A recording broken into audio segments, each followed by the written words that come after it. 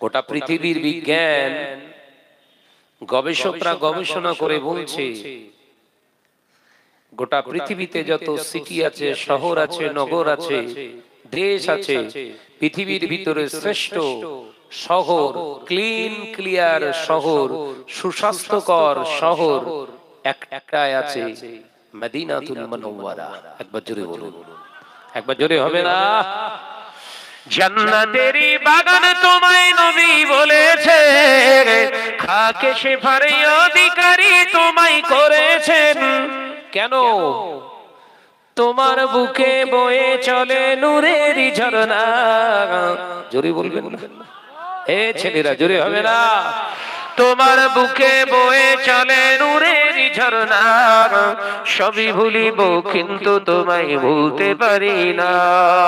ভুলিনি ভুলবো না, ভুলতে পারি না, ভুলিনি ভুলবো না, ভুলতে পারি না, সবই ভুলিব কিন্তু তোমায় ভুলতে পারি না। আর সমগোল্লার চেয়ে তুমি বড় হও, খোদার সৃষ্টিতে তুমি শ্রেষ্ঠ ভূমি হও। আর সমগোল্লার চেয়ে তুমি বড় হও, খোদার সৃষ্টিতে তুমি শ্রেষ্ঠ ভূমি হও। কেন? তোমার বুকে শুয়ে আছে শাহে মদিনা।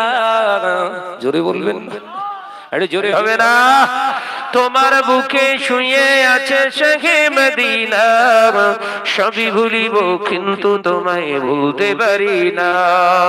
ভুলিনি ভুলবো না, ভুলতে পারি না, ভুলিনি ভুলবো না, ভুলতে পারি না, সবই ভুলিব কিন্তু তোমায় ভুলতে পারি না। আল্লাহুম্মা, জোরে জোরে পড়ি, সাল্লি আলা।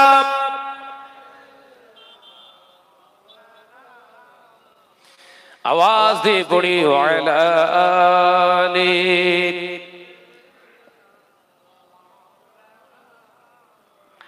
قال الله تعالى في كلامه المجيد والفرقان الحميد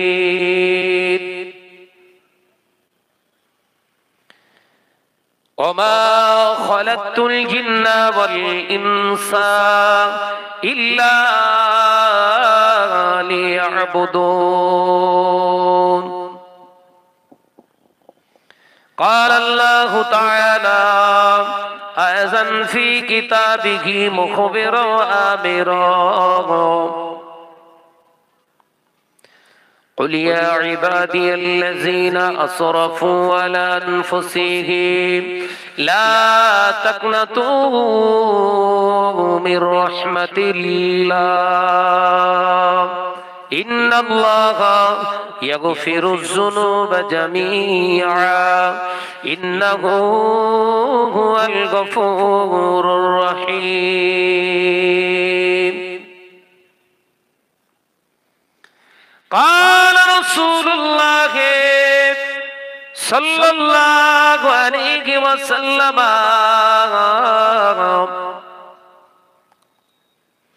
الرجل لا يدخل الجنة قط قال النبي صلى الله عليه وسلم من أحب سنتي فقد أحبني ومن أحبني كان معي في الجنة أو كما قال عليه السلام حاضران مجلس দিনদার নেককার আল্লাহওয়ালা পরহেজগার মুমিন মুসলমান ভাই ও বাবাজিরা, এই উত্তর 24 পরগনার সন্দেশখালী ছোট আজগারা গ্রামের বাৎসরিক ঈদে মিলাদুন নবী জলসার নির্বাচিত সম্মানীয় সভাপতি মহাশয়, আমন্ত্রিত উলামায়ে কেরাম, খাস করে দরবারে ফুরফুরা শরীফ থেকে আগত আওলাদে মুজাদ্দিদুজ জামান জনাব ফিসায়ে হুজুর কেবলা ভাইজান হুজুর কেবলাগণ, একের পর এক জিকির আজকার ওয়াজ নসিহত শুরু হয়ে গেছে। আমার পূর্বে পীর সাহেব হুজুর কেবলা, তার পরেই আবার আমার আগে ভাইজান হুজুর কেবলা দীর্ঘক্ষণ ধরে আলোচনা রেখেছেন। আমার পরে আবার একজন আলেমে দ্বীন ওয়াজ নসিহত করবেন, তারপরেই আবার পীর সাহেব হুজুর কেবলা। আমাদের নসিব কত বড়! আল্লাহ শুকর, প্রতি বছরেই এই ছোট আজগারা গ্রামে নওজোয়ান যুবক ছেলেদের প্রচেষ্টায়, অক্লান্ত পরিশ্রমে, বহু অর্থের বিনিময়ে মজলিস কায়েম করে থাকে। গ্রামবাসীদের সহযোগিতায় আল্লাহ পাক যেন এই মজলিসকে আল্লাহ আমাদের নাজাতের জরিয়া বানিয়ে দেন। বলুন আল্লাহুম্মা আমিন। জোরে বলি আল্লাহুম্মা আমিন। ওয়াজ নসিহত জলসা মাহফিল আমরা শুনি, আমাদের ঘরের ছেলেরা শুনে, হাজার হাজার লোক আজকে কিন্তু এই গ্রামে ঢুকেছে। গাড়ি যা রাস্তায় আছে দেখে বললাম, প্রচুর পরিমাণে লোক ঢুকেছে গ্রামে। উদ্দেশ্য কি? জলসায় যাচ্ছি, জলসার মজলিসে বসে নেই। নাম্বার ওয়ান ধোঁকা, নাম্বার ওয়ান ধোঁকা। জলসা মাহফিলে যাচ্ছি মানে এখানে তো আসা লাগবে, বসা লাগবে। কথা বলছেন না কেন? এই ধোঁকা দিয়ে কতদিন চলবে? পৃথিবী জয় করবেন কবে? আজকে বিহারের ইলেকশনের রেজাল্ট বেরিয়েছে, শুনেছেন তো? কঠিন অবস্থা আগামী দিন, সাবধান হন, ঈমান বাঁচিয়ে চলুন। দাড়ি আছে, টুপি আছে, বড় জুব্বা আছে, ভাববেন না আমি বিরাট বড় মুসলমান। এতে মুসলমানত্ব জাহির হয় না, ভিতরটা ঠিক করুন। আল্লাহ নবী পাক জবানে জানিয়েছেন, আর রাজুলুল্লাহ ইয়াদখুলুল জান্নাহ কাত্তাত। বিশ্বনবী পাক জবানে জানিয়েছেন, দুচরিতা মুসলমান কোশ্চিনকালে বেহেশতে যাবে না। আপনি নামাজ পড়ছেন, রোজা করছেন, ভাবছেন এক চান্সে বোধহয় জান্নাতে ঢুকে যাব, এক চান্সে চলে যাব। হজ করেছি মানে আমার আর কেউ ধরে রাখতে পারবে না। মাওলানা হয়েছি মানে আমার আর কেউ ধরে রাখতে পারবে না। জান্নাত আমার জন্য অবধারিত। আল্লাহ নবী পাক জবানে জানিয়েছেন, ও সাহাবীরা শুনে রেখে দাও, জেনে রেখে দাও, আমি নবী জানিয়ে দিলাম, আলেম বলে কোনো কথা নয়, পীর সাহেব বলে কোনো কথা নয়, মোবাল্লিগ সাহেব বলে কোনো কথা নয়, আমির সাহেব বলে কোনো কথা নয়। আমি নবী জানিয়ে দিলাম, আর রাজুলুল্লাহ ইয়াদখুলুল জান্নাহ কাত্তাত। আমি নবী জানিয়ে দিলাম, দুটো চরিত্র যার ভিতরে পাওয়া যাবে সে কোনদিন বেহেশতে যেতে পারবে না। দুটো চরিত্র জাহির করছেন মুসলমান, হারাম ছাড়া চলছেন না।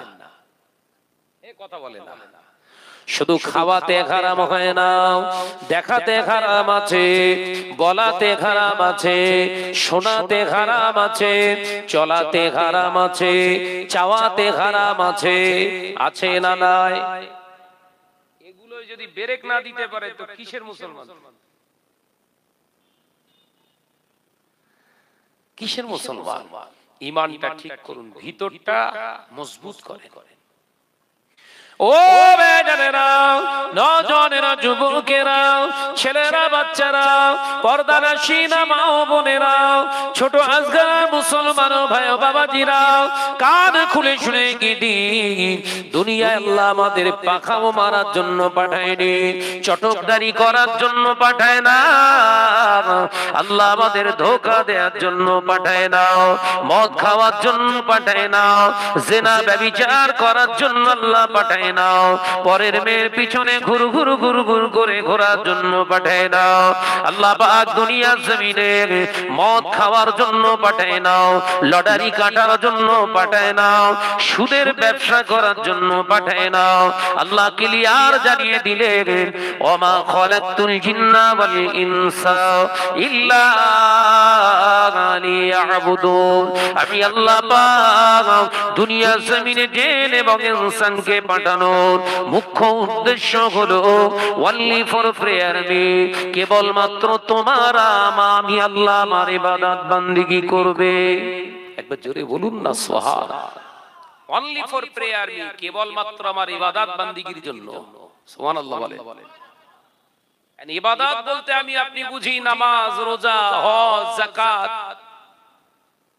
পিশাব হুজুর সন্ধ্যাবেলা মাগরিবের পরই জিকির করিয়েছে, এই হলো ইবাদত, তাই তো নাকি? কোরআন তেলাওয়াত মানে ইবাদত, দান সাদকা মানে ইবাদত, মসজিদ তৈরি করা ইবাদত, ইসালে সওয়াব দিচ্ছি ইবাদত। এর ভিতরে সীমাবদ্ধ ইসলাম রাখেননি। আপনার গোটা লাইফটা যবে থেকে আপনি দুনিয়ায় এসেছেন, যখন আপনি ভালো মন্দ, খারাপ ভালো, হালাল হারাম বুঝতে শিখেছেন, তখন থেকেই আপনার স্টার্ট ইবাদতের জিন্দেগি। একদম মৌতের আগ পর্যন্ত আল্লাহ পাক গোটা লাইফটাকে ইবাদত হিসাবে আল্লাহর দরবারে তুলে ধরতে চেয়েছেন। একবার জোরে বলুন। ওই জোরে হলো না? অনলি ফর প্রেয়ার মি, কেবলমাত্র। প্রশ্ন আসবে, ভাইজান তাহলে এই ফিশারি চাষ করছি, এটা তাহলে হারাম হয়ে গেল? কথা বলে না। চাষাবাদ করছি, তাহলে তো এসব নাজায়েজ হয়ে গেল। আত্মীয়তা করছি, বিবাহ করেছি, সন্তান মানুষ করছি, এগুলো তো তাহলে জায়েজ নেই? প্রশ্ন আসবে না? আসবে না? আল্লাহ নবী সাহাবীরা প্রশ্ন করেছিলেন এই একই প্রশ্ন। আল্লাহ নবী বলেছিলেন মুচকি হেসে, ও আমার সাহাবীরা, তোমরা কি আল্লাহর কোরআন দেখো না? আমি রাসূলুল্লাহকে আল্লাহ পাক দুনিয়া জমিনে আমার আল্লাহ পাক পাঠিয়েছিলেন। আমি রাসূলুল্লাহ বিবাহ করেছি, সন্তান পালন করেছি, ব্যবসা করেছি, কাজ কারবার করেছি, রাষ্ট্র পরিচালনা করেছি। আমি রাসূলুল্লাহকে সাল্লাল্লাহু আলাইহি ওয়াসাল্লাম দ্বীনের প্রচার করেছি, রিসালাতের দাওয়াত দিয়েছি। আমি নবী পৃথিবীর জমিনে বন্ধু তৈরি করেছি, আবার শত্রুতা হয়েছে আমার। আমি নবী পৃথিবীর জমিনে খাওয়া দাওয়া করেছি, ওঠা বসা করেছি, শোয়া করেছি। পৃথিবীর জমিনে আমি রাস্তা দিয়ে চলাফেরা করেছি। ও আমার সাহাবীরা, আল্লাহ কোরআন পাকের ভিতরে জানিয়ে দিলেন খামখেয়ালির কোনো জায়গা নাই। আল্লাহ পাক ওই জন্য জানিয়েছেন, কুল ইন কুনতুম তুহিব্বুনাল্লাহা ফাত্তাবিউনি ইহবিবিকুমুল্লাহ। আমি আল্লাহ পাক হাবিব আপনাকে জানিয়ে দিচ্ছি, আপনি বলুন। আমি আল্লাহ পাক দুনিয়া জমিনে তাদেরকে জানিয়ে দিতে চাই, আপনি বলে দিন, আমি আল্লাহর নৈকট্য হাসিল করতে গেলে, আমার ভালোবাসা অর্জন করতে গেলে শুধু নামাজ রোজা নয়, হজ যাকাত নয়, আমি আল্লাহ পাক রব্বুল আলামিন জানিয়ে দিলাম, আমার নৈকট্য হাসিল করতে গেলে একটাই শর্ত, ফাত্তাবিউনি ইহবিবিকুমুল্লাহ। আপনার অনুসরণ করাটা হয়ে যাবে আমি আল্লাহর ভালোবাসা। একবার জোরে বলে। নবী ব্যবসা করেছে, আপনিও ব্যবসা করুন, এই কথা বলে না। আল্লাহ রাসূল চাষাবাদ করেছে, আপনিও চাষাবাদ করুন। শর্ত একটা, শর্ত ওয়াহিদা, একটাই শর্ত, ফাত্তাবিউনির রাসূল। যা কিছু করবে নবীর ইত্তেবা করে। একবার জোরে বলুন। নবীর ইত্তেবা নেই যেখানে, ইবাদত নেই সেখানে। মাথায় ঢোকাতে পারছেন আপনারা?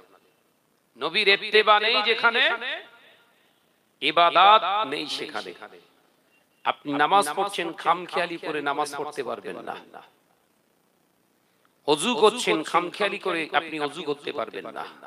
প্রতিটা জিনিসের সিস্টেম ইসলাম শিখিয়েছে। সেই সিস্টেমটা আল্লাহ রাসূলের দিয়ে আল্লাহ পাক বাস্তবায়িত রূপ দান করেছেন। ওই জীবিত কোরআন হলোই আমার রাসূল। একবার জোরে বলুন, একবার জোরে হবে না? এটাই তো মুসলিম সমাজ বুঝতে চাইছে না। টাকা হয়েছে হজ করে চলে এলাম, টাকা থাকলে হজ নয়, এটা শরীয়তের ভাষা নয়। টাকা থাকলেই হজ নয় মিয়া, হালাল টাকা থাকলে হজ। মাথায় ঢোকাতে পারছি না। টাকা থাকলেই হজ, এটা কিন্তু শয়তানের কথা, শরীয়তের কথা নয়। শরীয়তের কথা হলো হালাল টাকা থাকলে হজ। সুবহানাল্লাহ, একবার জোরে হবে না? 500 কোটি টাকার মালিক আপনি, কিন্তু অবৈধ পন্থায় ইনকাম করেছেন, আপনার উপরে যাকাত ফরজ না। 1 টাকা আপনার জন্য যাকাত নেই।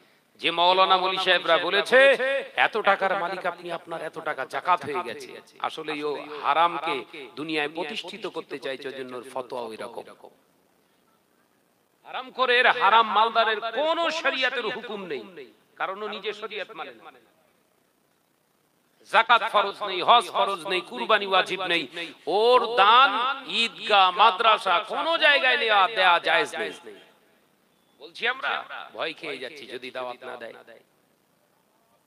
কথা বলছেন না কেন?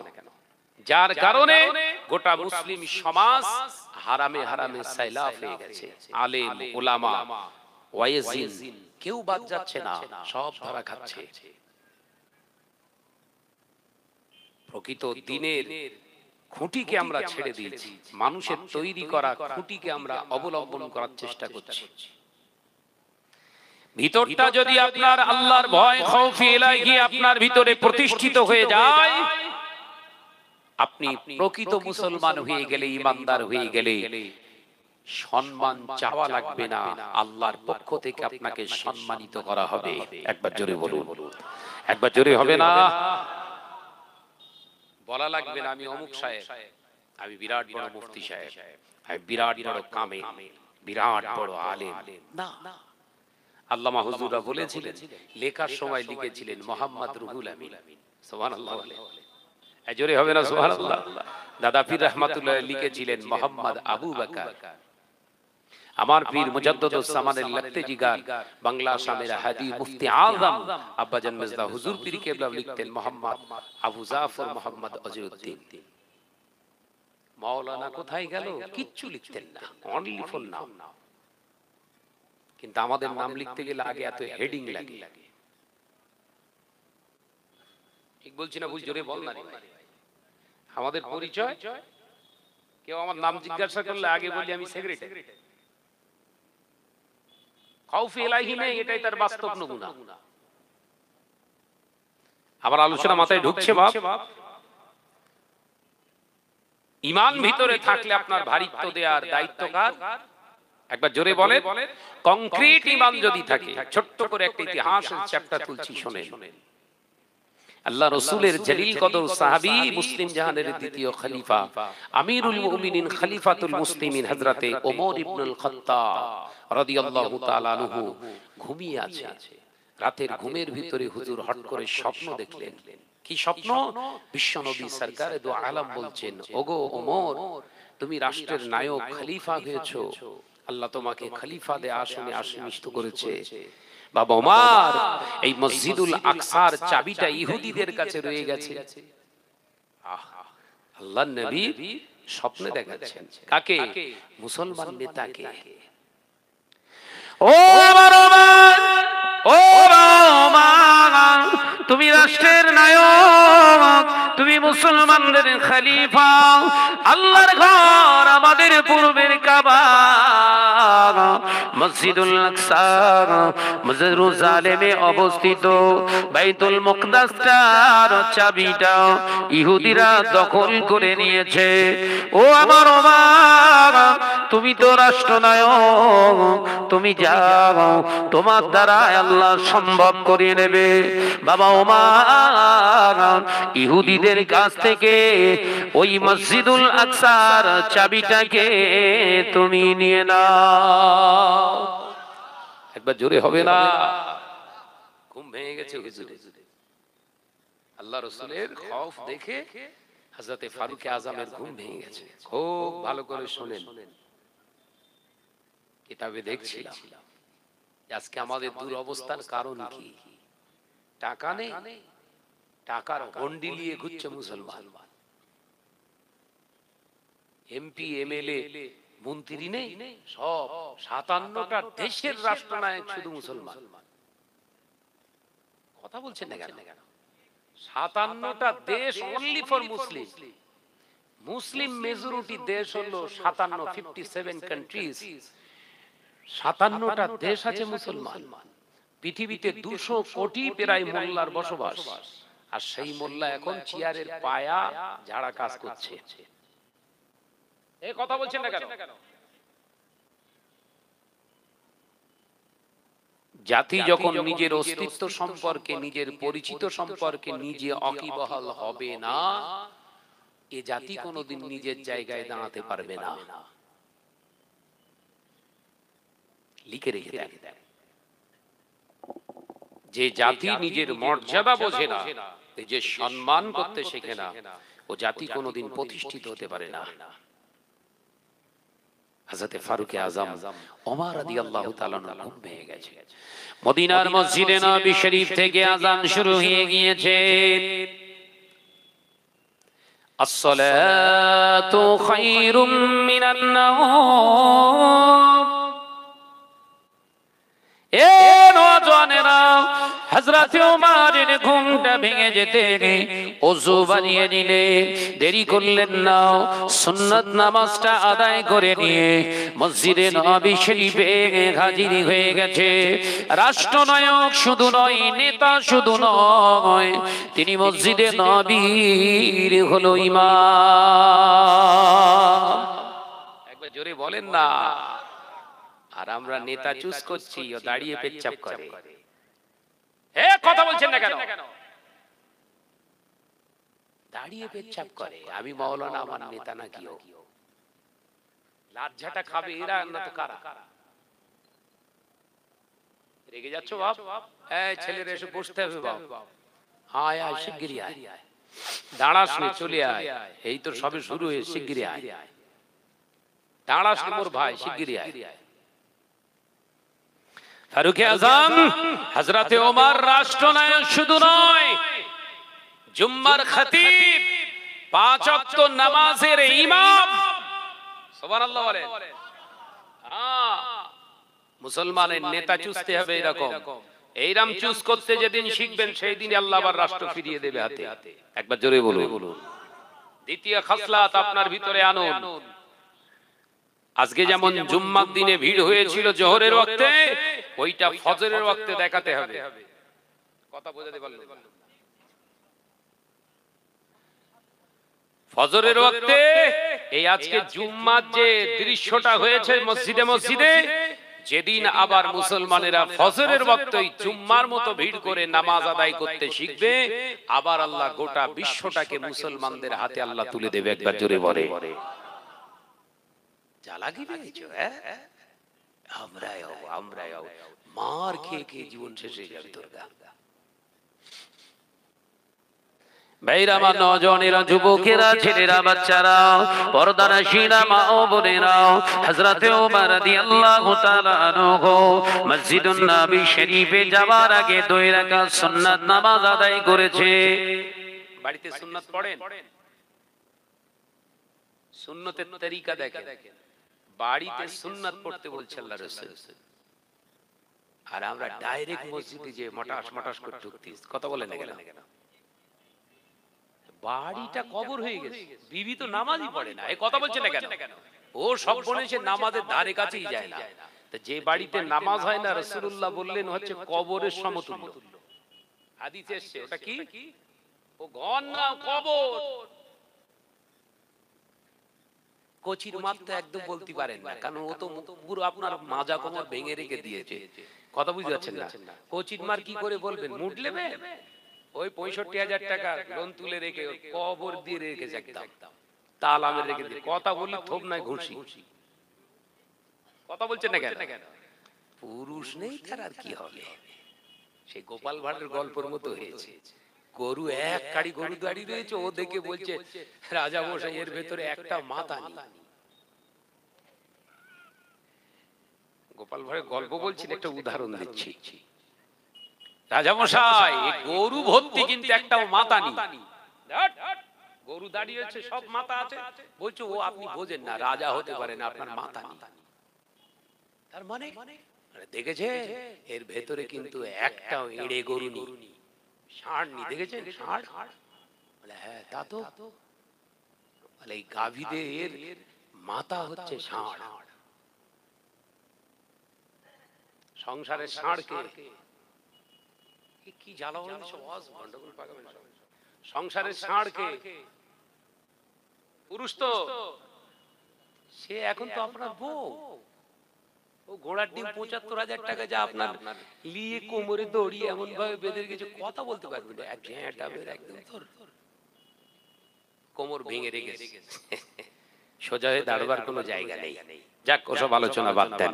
যে কথা বলছিলাম, হযরতে ফারুক আযম রাসূলুল্লাহ সুন্নাত আদায় করতেন কিভাবে?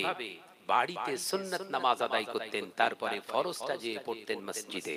একবার জোরে বলুন, একবার জোরে বলেন। এবার থেকে সুন্নাত আদায় করবেন, খেয়াল থাকবে তো। জুম্মার নামাজ আদায় করতে যাবেন, বাড়ি থেকে সুন্নাত নামাজ পড়ে নেবেন ৪ রাকাত, গিয়ে বাকি সুন্নাত এবার মসজিদে যে আদায় করুন। কথা বুঝতে পারছেন না? ওযু করার পরই তাহিয়াতুল ওযু। ওটা কোথায় পড়বেন? বাড়িতে পড়বেন। ও বেজানেরা, নজনেরা, যুবকেরা, ছেলেরা, বাচ্চারা, পর্দানশীন মা ও বোনেরা, আল্লাহ নবী দয়ার নবী রাহমাতাল লিল আলামিনের কলেজার সাবি, মুসলিম জারের দ্বিতীয় খলিফা হযরতে ওমর রাদিয়াল্লাহু তাআলা আনহু হুজুর আমার ইমামতির জায়গায় দাঁড়িয়ে নামাজ আদায় করলেন। ডান দিক দিয়ে ঘুরে বসে দাঁড়িয়ে পড়লেন। ও মুসলমান ভাইরা, আমি ওমর স্বপ্ন দেখেছি, দয়ার নবী রাহমাতাল লিল আলামিন আমাকে খৌফে জানিয়ে দিলেন, ও আমার ওমর, মসজিদুল আকসার চাবিটা ইহুদিদের হাতে রয়েছে। ও আমার ওমর, ও আমার ওমর, তুমি রাষ্ট্রনায়ক হয়েছো, আল্লাহ তোমাকে কবুল করেছে। ওমর, ওই ইহুদিদের কাছ থেকে বাইতুল মুকাদ্দাসের চাবিটা তুমি নিয়ে নাও। ওটা আমাদেরই কিবলা ছিল, ওটা আল্লাহর ঘর মসজিদ ছিল, ওর চাবি ইহুদিদের কাছে থাকতে পারে না। হযরতে ওমর বললেন, আল্লাহ রাসূল স্বপ্ন দেখিয়েছে মানে আমি ওমর চাই আর দেরি নয়, ওই ইহুদিদের কাছ থেকে বাইতুল মুকাদ্দাসের চাবিটা আমরা নিয়ে নেব। স্বপ্নে রূপ দিচ্ছে। সব মুসলমান হাত তুলেছে, হুজুর হুকুম দেন, আমরা রেডি। একবার জোরে বলুন না। মদিনা শরীফ থেকে বাইতুল মুকাদ্দাসের দূরত্ব হচ্ছে ১৫০০ কিলোমিটার। কত কিলোমিটার? গাড়ি ছিল তখন? গাড়ি ছিল ৩ রকমের গাড়ির মডেল। নাম্বার 1 মডেল উট, নাম্বার 2 মডেল হচ্ছে ঘোড়া, নাম্বার 3 মডেল হচ্ছে খচ্চর। এই কথা বুঝতে পারছেন না? আমাদের মতো সব BMW, কথা বলে না, স্করপিও, এসব না। এসি, বিসি, সিসি, কত রকমের সব গাড়ি বেরিয়েছে। অডি, বল না রে ভাই, কোন গাড়ি চাপলি ভালো হয়? হারাম বলতে চাইছি না আমি, আমাদের জায়গাটা একটু বদল হয়ে গেছে। ও বেজানেরা, নজনেরা, যুবকেরা, হযরতে ওমর রাদিয়াল্লাহু তাআলা আনহু বললেন, বেশি সৈন্য মুসলমান চাই না, ১০,০০০ মুসলমান হলেই হয়ে যাবে। একবার জোরে হবে না? জেরুজালেমে মসজিদুল আকসার চাবি আনতে যাবে ১০,০০০ মুসলমান হলেই হবে। সমস্ত জেরুজালেমটা ইহুদিতে ভর্তি। অল্প সৈন্য হলেই হবে, কারণ ভেতরটা সলিড আছে। একবার জোরে বলে। আর আমাদের ভেতরে গন্ডগোল ২০০ কোটি। এ কথা বলে না। ভেতরে গন্ডগোল কত কোটি? ২০০ কোটি। মসজিদুল আকসার চাবি এখন ইহুদিদের হাতে।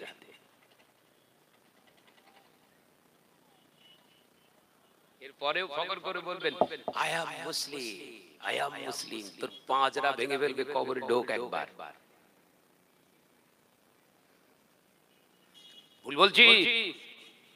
ভারতবর্ষের লক্ষ লক্ষ ওয়াকফ প্রপার্টি দখল করে আছে, অ্যামেন্ডমেন্ট বিল পাস করে ফেললো, I am Muslim, I am মুসলিম। তোর কবরে বজ্রাঘাত ফেলবে আল্লাহ, একবার ঢোক।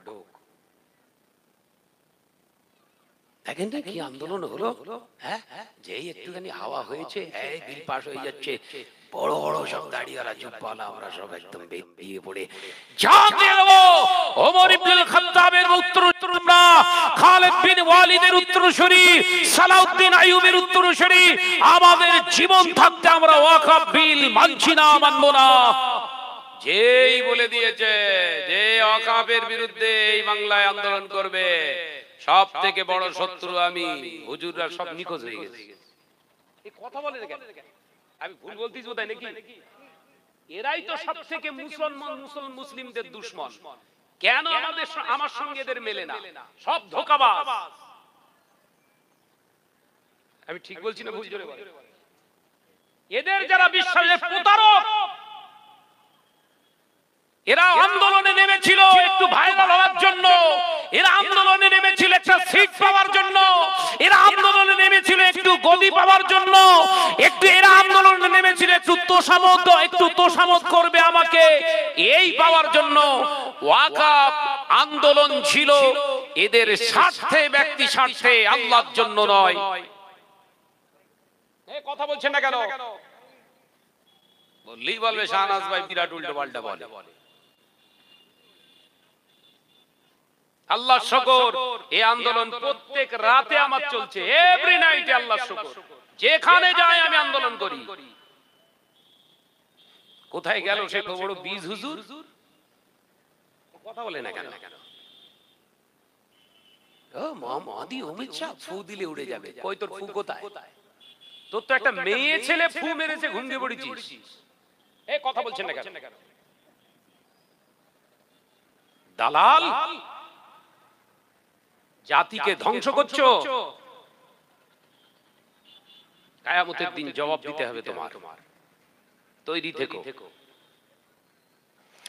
ও ভাইজানেরা, নওজোয়ান যুবকেরা, হযরত ওমর রাদিয়াল্লাহু তাআলা আনহু ওই সময় বলেছিলেন, ও আল্লাহ নবী সাহাবীরা 10,000 রেডি হয়ে যাও। এর সেনাপতি কে হবে?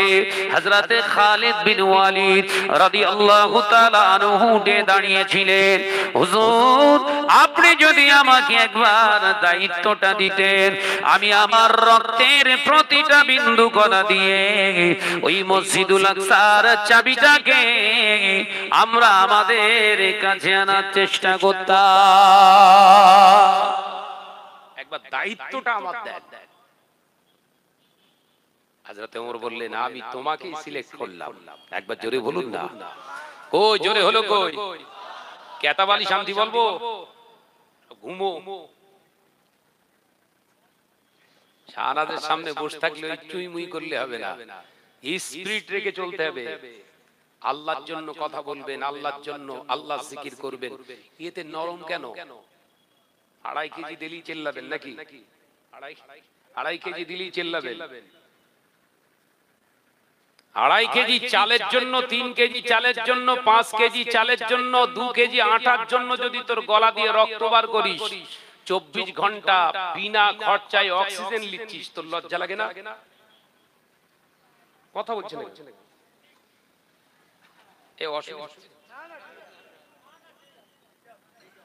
24টা ঘন্টা আল্লাহ পাক এই সুন্দর নরম জমিন তোর জন্য ফিরি রেখে দিয়েছে।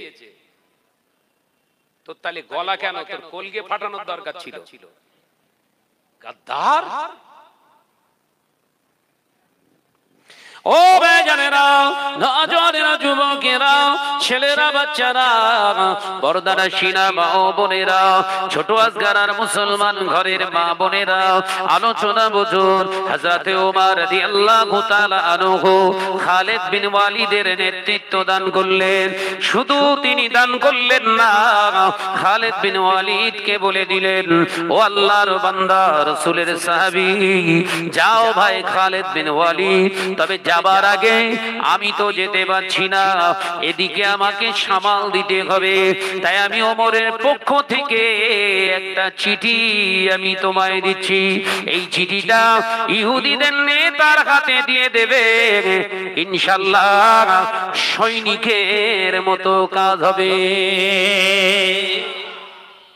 চিঠিতে সৈন্যর কাজ করবে বলছে, ভালো করে বুঝে নেন। আল্লাহ নবী সাহাবী হযরতে ওমর ইবনুল খাত্তাব নিজে চিঠি লিখে দিলেন, ও ইহুদি জাতিরা, শুনে নেন, আপনাদের সঙ্গে আমাদের দ্বন্দ্ব করার কোনো প্রশ্ন নেই, আপনাদের সঙ্গে আমাদের অস্ত্রের লড়াইয়ের কোনো প্রয়োজন নাই, আপনাদের সঙ্গে আমাদের রক্তক্ষয়ী কোনো যুদ্ধ বাধক আমিও চাই না। তবে আমার আবেদন এটাই, ওই পূর্বে আমাদের এই মসজিদুল আকসা ছিল, ওটা আমাদেরই কিবলা, ওটা আল্লাহর ঘর মসজিদ, ওর চাবিটা আপনারা রাখতে পারেন না। ওটা ভালোভাবে বলছি, মুসলমানরা যাচ্ছে তাদের হাতে আপনি দিয়ে দেন, ওই চাবিটা পবিত্র মুসলমানের কাছে থাকবে, যেহেতু এই ঘরটাও হলো পবিত্র। একবার জোরে হবে না? ইতি মুসলমানদের খলিফা ওমর ইবনুল খাত্তাব, একবার জোরে বলুন না। সৈন্য খাপে বন্ধ, বুঝতে পেরেছেন তো? চিঠি চিঠি চিঠিটা হাতে নিয়ে বেরিয়ে পড়েছে মুসলমানেরাও, দলে দলে বেরিয়ে পড়েছে। 10,000 সৈন্য নিয়ে খালিদ বিন ওয়ালিদের নেতৃত্বে জেরুজালেমের দিকে রওনা হয়ে গেছে। কিতাবের ভিতরে পাওয়া যায় হযরতে ওমর রাদিয়াল্লাহু তাআলা আনহু আল্লাহর নবীর তৈরি করা মসজিদুন নববী শরীফে গিয়ে 2 রাকাত নামাজ আদায় করে রাসূলুল্লাহ দরবারে সালাম দিয়ে বললেন, ইয়া রাসূলুল্লাহ, হাবিবাল্লাহ, আপনি আমায় বলেছেন, তাই আমি ওমর সৈন্য পাঠিয়ে দিয়েছি। ইয়া রাসূলুল্লাহ, হাবিবাল্লাহ, আপনি দোয়া করেন মুসলমানেরা যেন বিনা রক্তের বিনিময়ে, রক্ত ঝরানোর না বিনিময়ে, যেন রক্ত না খোয়াতে হয়, না ঝরাতে হয়, তার আগে যেন ওই মসজিদুল আকসার চাবিটা আমাদের হাতে আমরা পেয়ে যাই। আরে নামাজি মোল্লা মলি সাহেব কে বলছেন নবী মুর্দা, এবার লাও দেখাও, কথা বুঝতে পারছেন না? নামাজি মুসল্লি ও শেখাচ্ছে নামাজিদের নবী মরে গেছে, আয়াতুন নবী বলা যাবে না।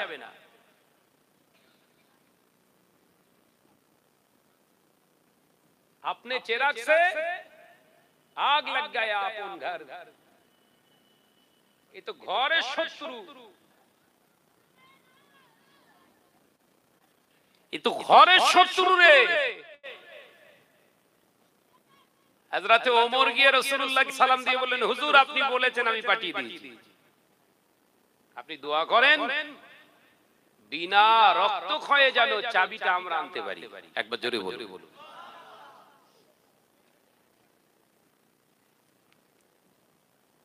মরে গেছে মানে মিটে গেছে, কোরআন দিচ্ছে আবার, আরে সর্বনাশ। কথা ঠিক না ভুল জোরে বলে, রেফারেন্স দিচ্ছে না কোরআন। হ্যাঁ, বড় বড় সব হাইব্রিড পণ্ডিত। কি পণ্ডিত বললো? জোরে বল না রে ভাই। হাইব্রিড পণ্ডিত দেখায় বিরাট বড়, দাম নেই। যেমন হাইব্রিড মাগুর মাছ দেখেননি, সেই রকম মোটা মোটা হয়, যা দেবেন সব খাবে, বাজারে নিয়ে যাবে, এবার আপনার খাবে। 5-6 কেজি করে ওজন, বলছে 80 টাকা কেজি। চেহারা বড় হয়ে কাজ হয়েছে, চেহারা দেখো না, কোরআন হাদিস শুধু দেখতে যেও না, ব্যাখ্যাটা কোন দিকে নিয়ে যাচ্ছে খেয়াল করো, তোমার ঈমান খাবে। ভাইরা আমার, নওজওয়ানেরা, যুবকেরা, ছেলেরা, বাচ্চারা, হযরতে ওমর রাদিয়াল্লাহু তাআলা আনহু আল্লাহর দরবারে শুকরিয়া 2 রাকাত নামাজ আদায় করে চলে গেছে। ও মুসলমানেরা, মুসলমান সৈন্যরা মসজিদুল আকসার জেরুজালেমে গিয়ে প্রেজেন্ট হয়েছে। ভাইরা আমার, ও নওজওয়ানেরা, যুবকেরা, হেঁটে হেঁটে ঘোড়ার পিঠে সওয়ার হয়ে, উটের পিঠে সওয়ার হয়ে আর জেরুজালেমে গিয়ে হাজির হয়ে গেছে। সমস্ত সৈন্যকে সামনে দাঁড় করিয়ে খালিদ বিন ওয়ালিদ রাদিয়াল্লাহু তাআলা আনহু বলেছিলেন, ও নবী পাকের পাগলেরা, আল্লাহর বান্দারা, আমাদের সম্মানের জন্য আমরা আসিনি, এখানে নিজেদেরকে জাহির করার জন্য আসিনি। একটাই উদ্দেশ্য, আল্লাহর ঘরকে উদ্ধার করা।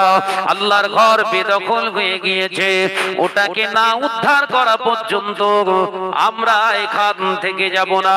তাই আমি ওমর ইবনুল খাত্তাবের দেওয়া নেতৃত্বকে গ্রহণ করে তোমাদেরকে জানিয়ে দিচ্ছি, ভাই, হট করে তলোয়ারটা খাপ থেকে যেন বার করো না। আমি ওমর ইবনুল খাত্তাবের প্রতিনিধি বলছি, ও আল্লাহর বান্দারা, ইসলাম শেখায় না আগ বাড়িয়ে কাউকে আঘাত করা, ইসলাম শেখায় না অতর্কিত কারোর উপরে ঝাঁপিয়ে পড়া। ইসলামের আদর্শ রাসূলুল্লাহর আদর্শ, তাই নবীর আদর্শকে ফলো করে চলো। খাপে তলোয়ারটা যেমন ঢোকানে আছে ওটাই থাক, খাপবদ্ধ তলোয়ার নিয়ে গোটা জেরুজালেমটা ঘিরে ফেলো। কেউ আক্রমণ করবে না, আগে খাফে যে যার তলোয়ার আছে ওই অবস্থায় গোটা জেরুজালেমটাকে ঘিরে রাখো। অপশন কটা? জোরে বলেন, অপশন কটা? 10,000 মুসলমানদের অপশন একটা, জিহাদ হবে। আর ওমরের পক্ষ থেকে একটা অপশন, জিহাদ নয়, এমনি চাবিটা দিয়ে দেন। ও বেজানেরা, 10,000 সৈন্য দাঁড়িয়ে আছে গোটা জেরুজালেম ঘিরে।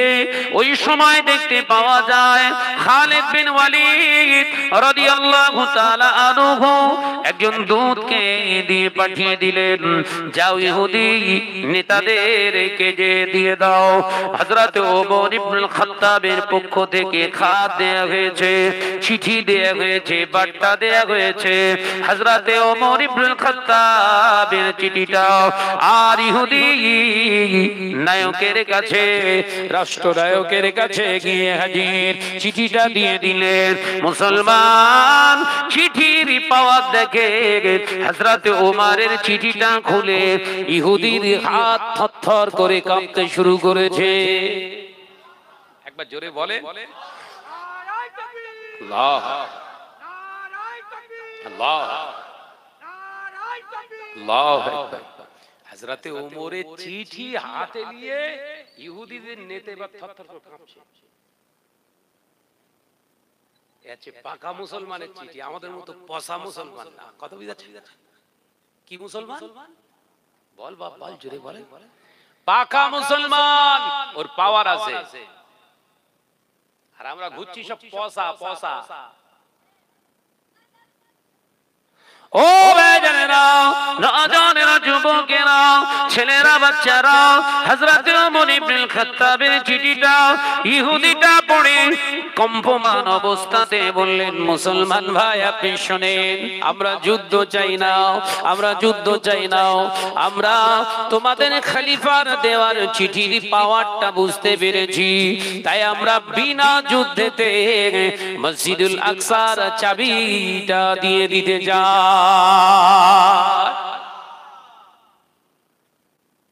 ইতিহাস।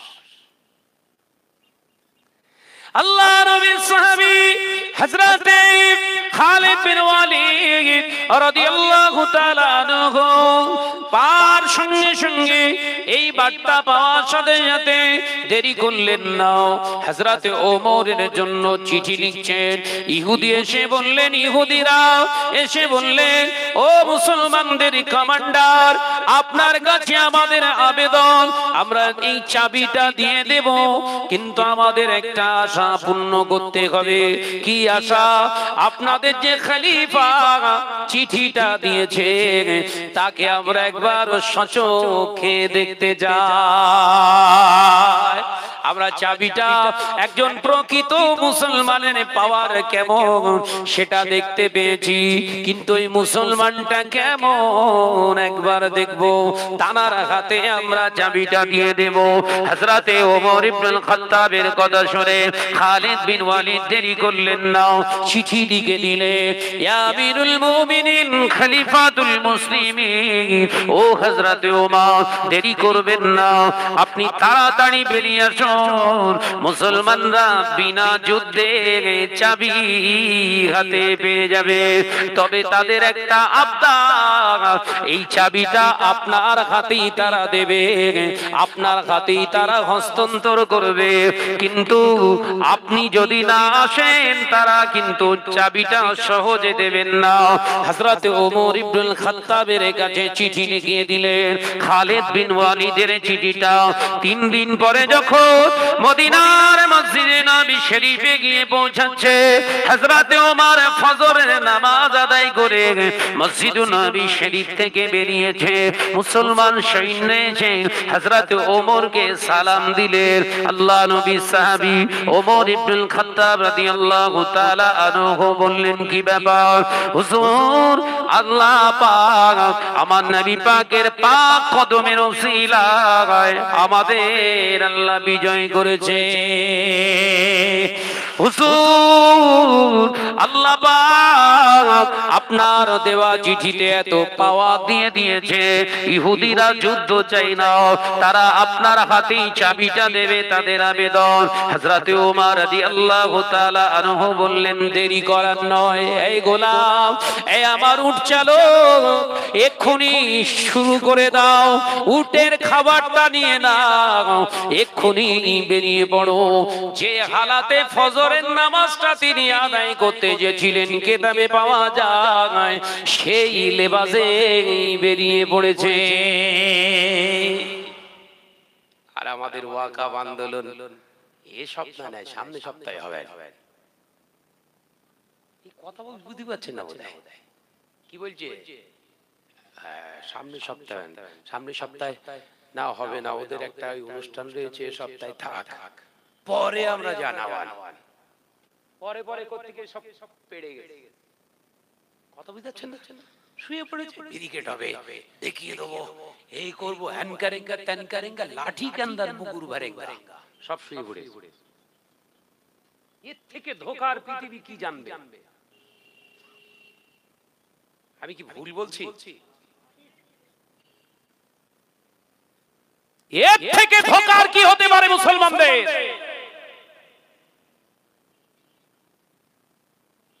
তারপরে আবার একটা চুড়ুং করে আওয়াজ দিয়ে দিল দিল্লি থেকে, না এবার একটা অনশন হবে, এই আপনার ধর্মঘট হবে, এই বিরাট একটা এই হবে, সেই হবে, স্ট্রাইক করব। 2 দিন পর দেখো আবার বিবৃতি দিচ্ছে, না হবে না, সে একটা সমস্যা, পরে জানিয়ে দেবো, আবার ঘুমোচ্ছে। এই ওয়াকফ বোর্ড থেকে এইগুলোকে টেনে বার করে আগে এদেরকে পেটাতে হবে, তারপর অন্য কিছু। এই কথা ঠিক না বুঝতে বলে? এই হারামখোর গুলোই ওখানে বসেই গন্ডগোল পাকাচ্ছে। এদের জন্যই আজকে ওয়াকফ অ্যামেন্ডমেন্ট বিল পাস হয়েছে। খবর নাও ভেতর দে, এদেরকে টেনে টেনে বার করে রাস্তায় আগে পেটাতে হবে, গরু পেটানো করতে হবে। নেতৃত্ব দিতে পারিস না, চিয়াল দিয়ে ঘোরাঘুরি করছিস, জাতি ধ্বংস হয়ে যাচ্ছে। মসজিদ মাদ্রাসা কিছুদিন পরে দেখবেন ইচ্ছা মতো আপনি যে মসজিদ চালাচ্ছেন চালাতে পারবেন না, টাইম টেবিল করে দেবে, সিস্টেম করে দেবে, এই সময়ের ভিতরে নামাজ শেষ করতে হবে, এই সময়ের ভিতরে আজান দিতে হবে, ওদের টাইম টেবিল তোমাকে মানতে হবে, কারণ বিল ওদের হাতে, তোমার চ্যাংড়া পোনা বার করে দেবে।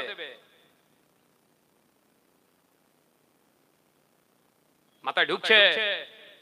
এক সময় বলেছিলাম, আপনাদের খেয়াল আছে কিনা জানি না, আজ থেকে 8-9 বছর আগে বলেছিলাম আগামী দিন আসছে মুসলমানরা যে খোলামেলা জলসা করছে এটাও করতে পারবে না, প্রশাসনের কাছ থেকে পারমিশন নিতে হবে তবে করতে দেবে।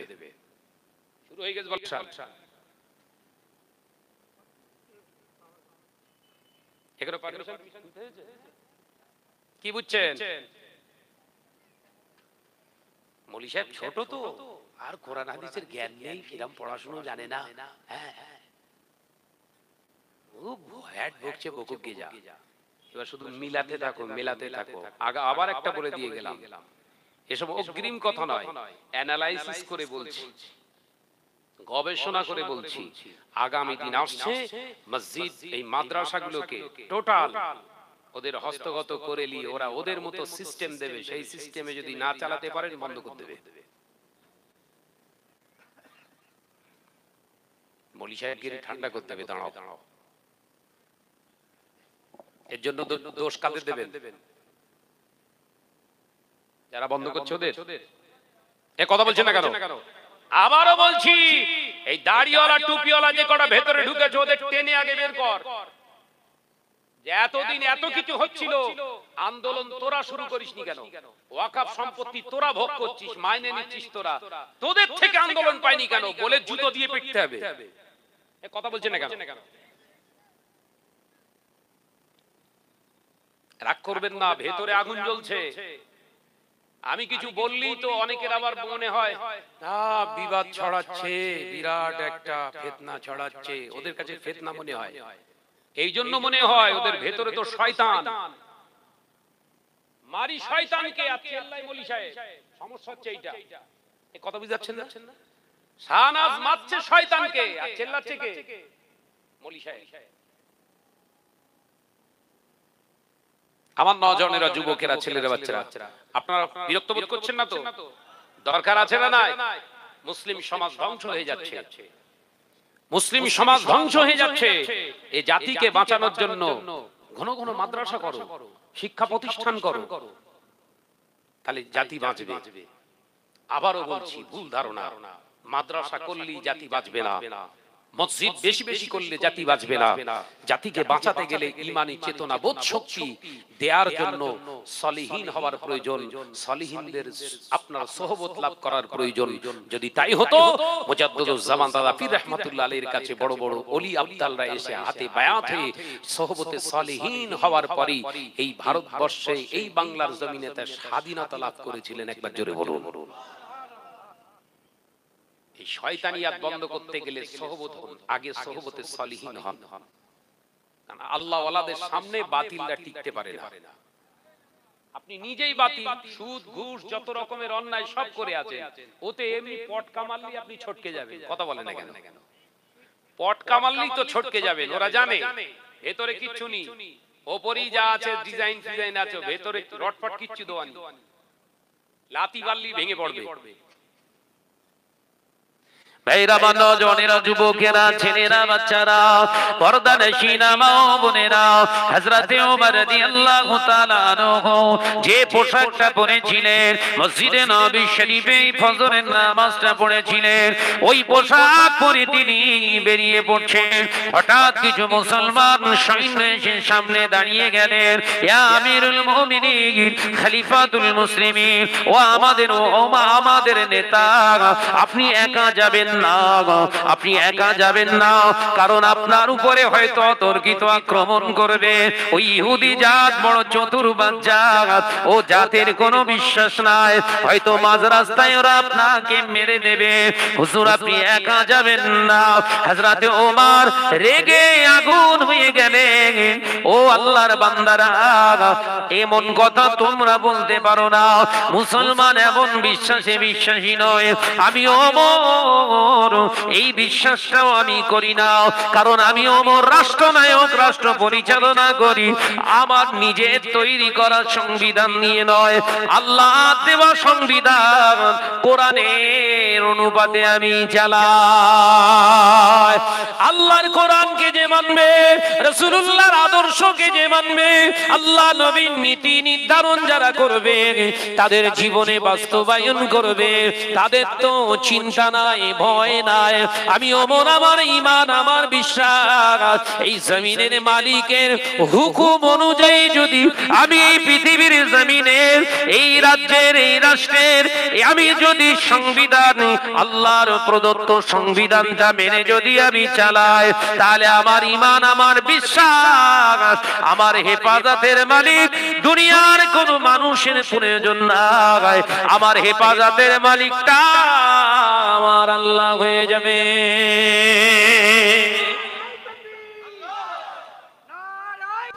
আল্লাহ আল্লাহ,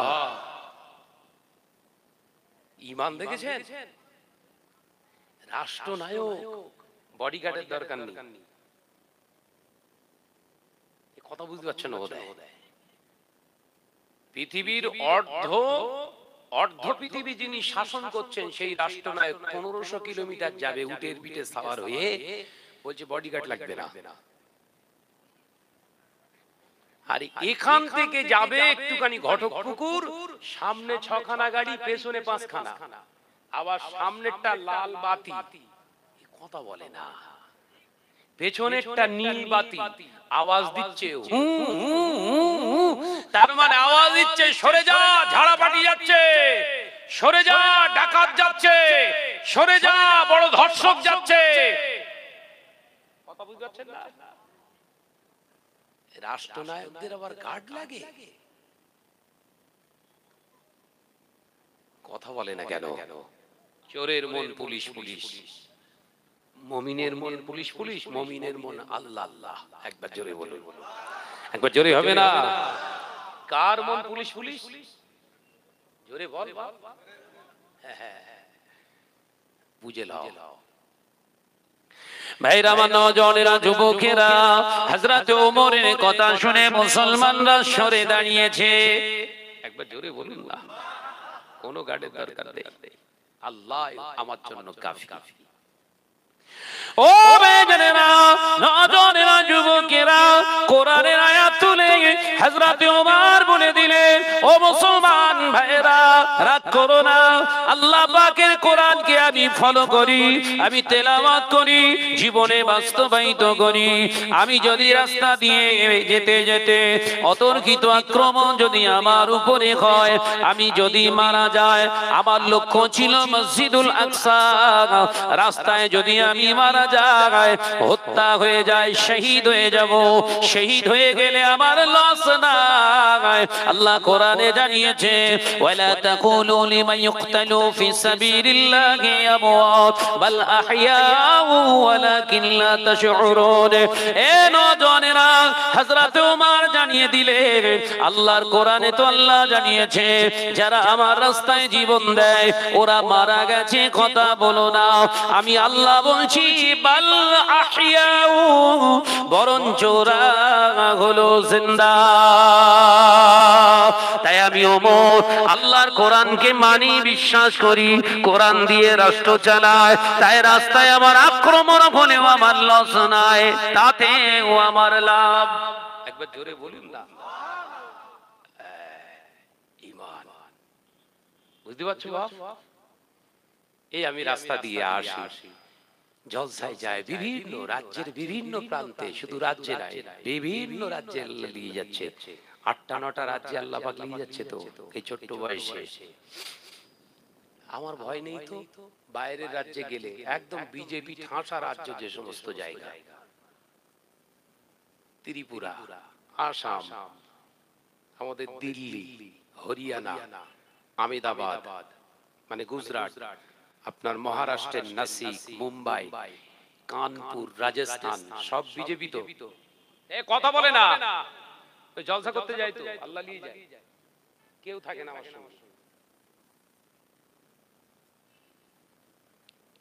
বিশ্বাস করে আমি বাইরে যত জলসা, সব ফ্লাইটে যেতে হয়, তো সব প্লেনে, কাউকে লেনের সঙ্গে, তাদের খরচা বাড়বে,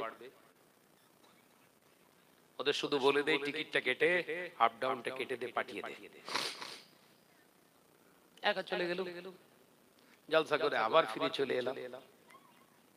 তাই মজা হচ্ছে বিভিন্ন এয়ারপোর্টে যে সমস্ত সিকিউরিটি গার্ড গুলো থাকে, ইমিগ্রেশন অফিসার গুলো থাকে, তাদের সঙ্গে আলোচনা করি, তারা আমাদের চেয়ে চেয়ে থা হয়ে থাকে আর মাঝে মাঝে হাসে। কোন প্রশ্ন করে হড়কে যাবার রাস্তা নেই, সঙ্গে সঙ্গে অ্যান্সার। এ কথা বলে না? যতটুকু দরকার আমি গাড়ি চালালে ড্রাইভিং লাইসেন্স ছাড়া গাড়িতে হাত দিইনি। গাড়ির অল পেপার কমপ্লিট থাকবে তবে গাড়ি স্টার্ট হবে। দেশের সংবিধান, রাজ্যের প্রটোকল মেনে আপনি চলবেন। ভয় কিসের আপনার? এই রাত জেগে জেগে বিভিন্ন জায়গায় প্রোগ্রাম সেরে রাতের অন্ধকারে ঘুরি। কোথায় সেই উড়িষ্যা, নিজে গাড়ি ড্রাইভিং করে আল্লাহ নিয়ে যায়। উড়িষ্যা থেকে জলসা সেরে আসছি, বিভিন্ন নাগা চেকিং হয়, বিভিন্ন জায়গায় আছে। দাঁড়ালাম। কোথায় গিয়েছিলেন? জলসায়। বুঝতে পেরেছি, প্রশ্নের উত্তর ফটাফট পাচ্ছি মানে গন্ডগোল নেই। কথা বুঝাচ্ছেন না? স্যার কিছু মনে করবেন না, নাগা চেকিং চলছে, একটু পিছনের ডিগ্গিটা খুললে ভালো হয়। সঙ্গে সঙ্গে মাওলানা রয়েছে আমার সাথে, ফারুক পেছনটা খোল। সুইচ মেরে দিলাম, পিছনটা খুলে গেল, দেখিয়ে দিল। ঠিক আছে, আসুন আসুন আসুন। যদি পেছনের ডিগ্গিতে গাঁজা থাকতো, কথা বলে না তো, গ্যাজা গ্যাজা। লাইসেন্স যদি না থাকতো, পলিউশন পেপারটা যদি 100 টাকা দাম, পলিউশন পেপার করতে কত খরচা? 100 টাকা। ওই পেপারটা যদি না থাকতো, গাড়ির ব্লু বুক যদি না থাকে, স্মার্ট কার্ড, ভেতরটা 1.5 টাকা 5 টাকা, তাই তো? কথা বলে না। তার মানে আপনার ভিতরে কমজোরিয়াত আছে। কমজোরি থাকলেই তো 1.5 টাকা 5 টাকা হওয়ার কথা ভাই। ওই জন্য আমার ভেতরে 1.5 টাকা 5 টাকা হওয়ার কোনো লাইন নেই। এই বাংলাদেশে গিয়েছিলাম, 5 দিন কাটিয়ে আল্লাহ নিয়ে এসেছে, প্রোগ্রাম সেরে তাই চলে আসলাম। বেনাপোলের বর্ডার পার হচ্ছে, 7 জন আমরা আলেম ছিলাম, 7 জন। তার ভিতরে 2-3 জন মাদ্রাসার শিক্ষক ছিলেন, ভালো ভালো বড় বড় স্কলার। বেনাপোলে আসার সময় বেনাপোল দিয়ে আসছি, বটগা বর্ডার দিয়ে, আমি সবার শেষে দাঁড়িয়ে রয়েছি। ঈদের ধরে সব উল্টে পাল্টে সব জিজ্ঞাসা করতে, কোথায় গিয়েছিলে, কেন গিয়েছিলে, কি করতে গিয়েছিলে, সব করছে। দেরি হচ্ছে তো, আমার রাগ হচ্ছে তো। এবার কথা হয়েছে, নামাজের ওয়াক্ত হয়েছে, ঠিক এইরকম। এই কি হচ্ছে রে? পেছন দেখতে ভাই, এসব। সঙ্গে সঙ্গে অফিসে বলছে, উনি কে? ও ফটকর বলে বলছে আমাদের দলের আমির। কথা বুঝাচ্ছেন না? আপনি আসুন, আমাকে ডেকেছে। সেই ওর সাইডে দাঁড় করিয়ে দিয়ে আমাকে ডাকলো, গেলাম। স্যার বলুন, কোথায় গিয়েছিলেন? ও কি বলল? আমি বলছি ও কি বলল? বলছে ও যা বলেছে বলেছে। ও যেটা বলেছে ঠিক ওইটাই। আর যদি বিশ্বাস না করেন, আমাদের যদি সবকিছু জিজ্ঞাসা করেন, আমি আপনাকে প্রশ্ন করব, যাবার অনুমতি দিয়েছিলেন কেন? কথা বলে না? আমার তো বিনা পাসপোর্টে ভিসাতে যায়নি, এই পারমিশনটা আপনারাই দিয়েছিলেন। কেন যেতে দিয়েছিলেন? সন্দেহ যদি থাকবে কেন করে যেতে দিলেন? মুড লিয়েছি না, আপনি কি করেন আমি তাও বলতে পারবো না। ওই ইউটিউবে সার্চ করে দেখুন, শাহনাজ মন্ডল লেখে মেরেছে। ওই আপনি তো একজন সেলিব্রিটি মানুষ। না না, পচা। ছেড়ে দেন, তাড়াতাড়ি ছেড়ে দেন, নামাজ পড়বো। সঙ্গে সঙ্গে ছেড়ে দিই। এই কথা বুঝাচ্ছেন না? আরে গাঁজা আনতে গিয়েছিলাম নাকি ওখানে? দিনের দাওয়াতের জন্য গিয়েছিলাম। শরিয়াতের একটা এডুকেশন ট্যুরস ছিল আমার। পাখামো হচ্ছে, খেয়ে বসে আছি, অন্যায় করে বসে আছি, তোমার এত জবাব কিসের? কথা বুঝতে পারছেন না? স্ট্রংলি হন। যত নরম হবে তত কিন্তু ঘাড়ের উপর চাপ যাবে। কথা বুঝতে পারছেন না? তবে শক্ত হতে গেলে যেখানে দাঁড়াবেন, দাঁড়ানোর জায়গাটা যেন শক্ত থাকে। কথা বুঝতে পেরেছেন তো?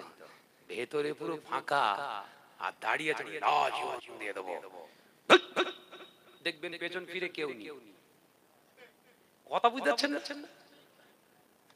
আল্লাহ আমাদের বোঝার তৌফিক দেন, বলুন আমিন।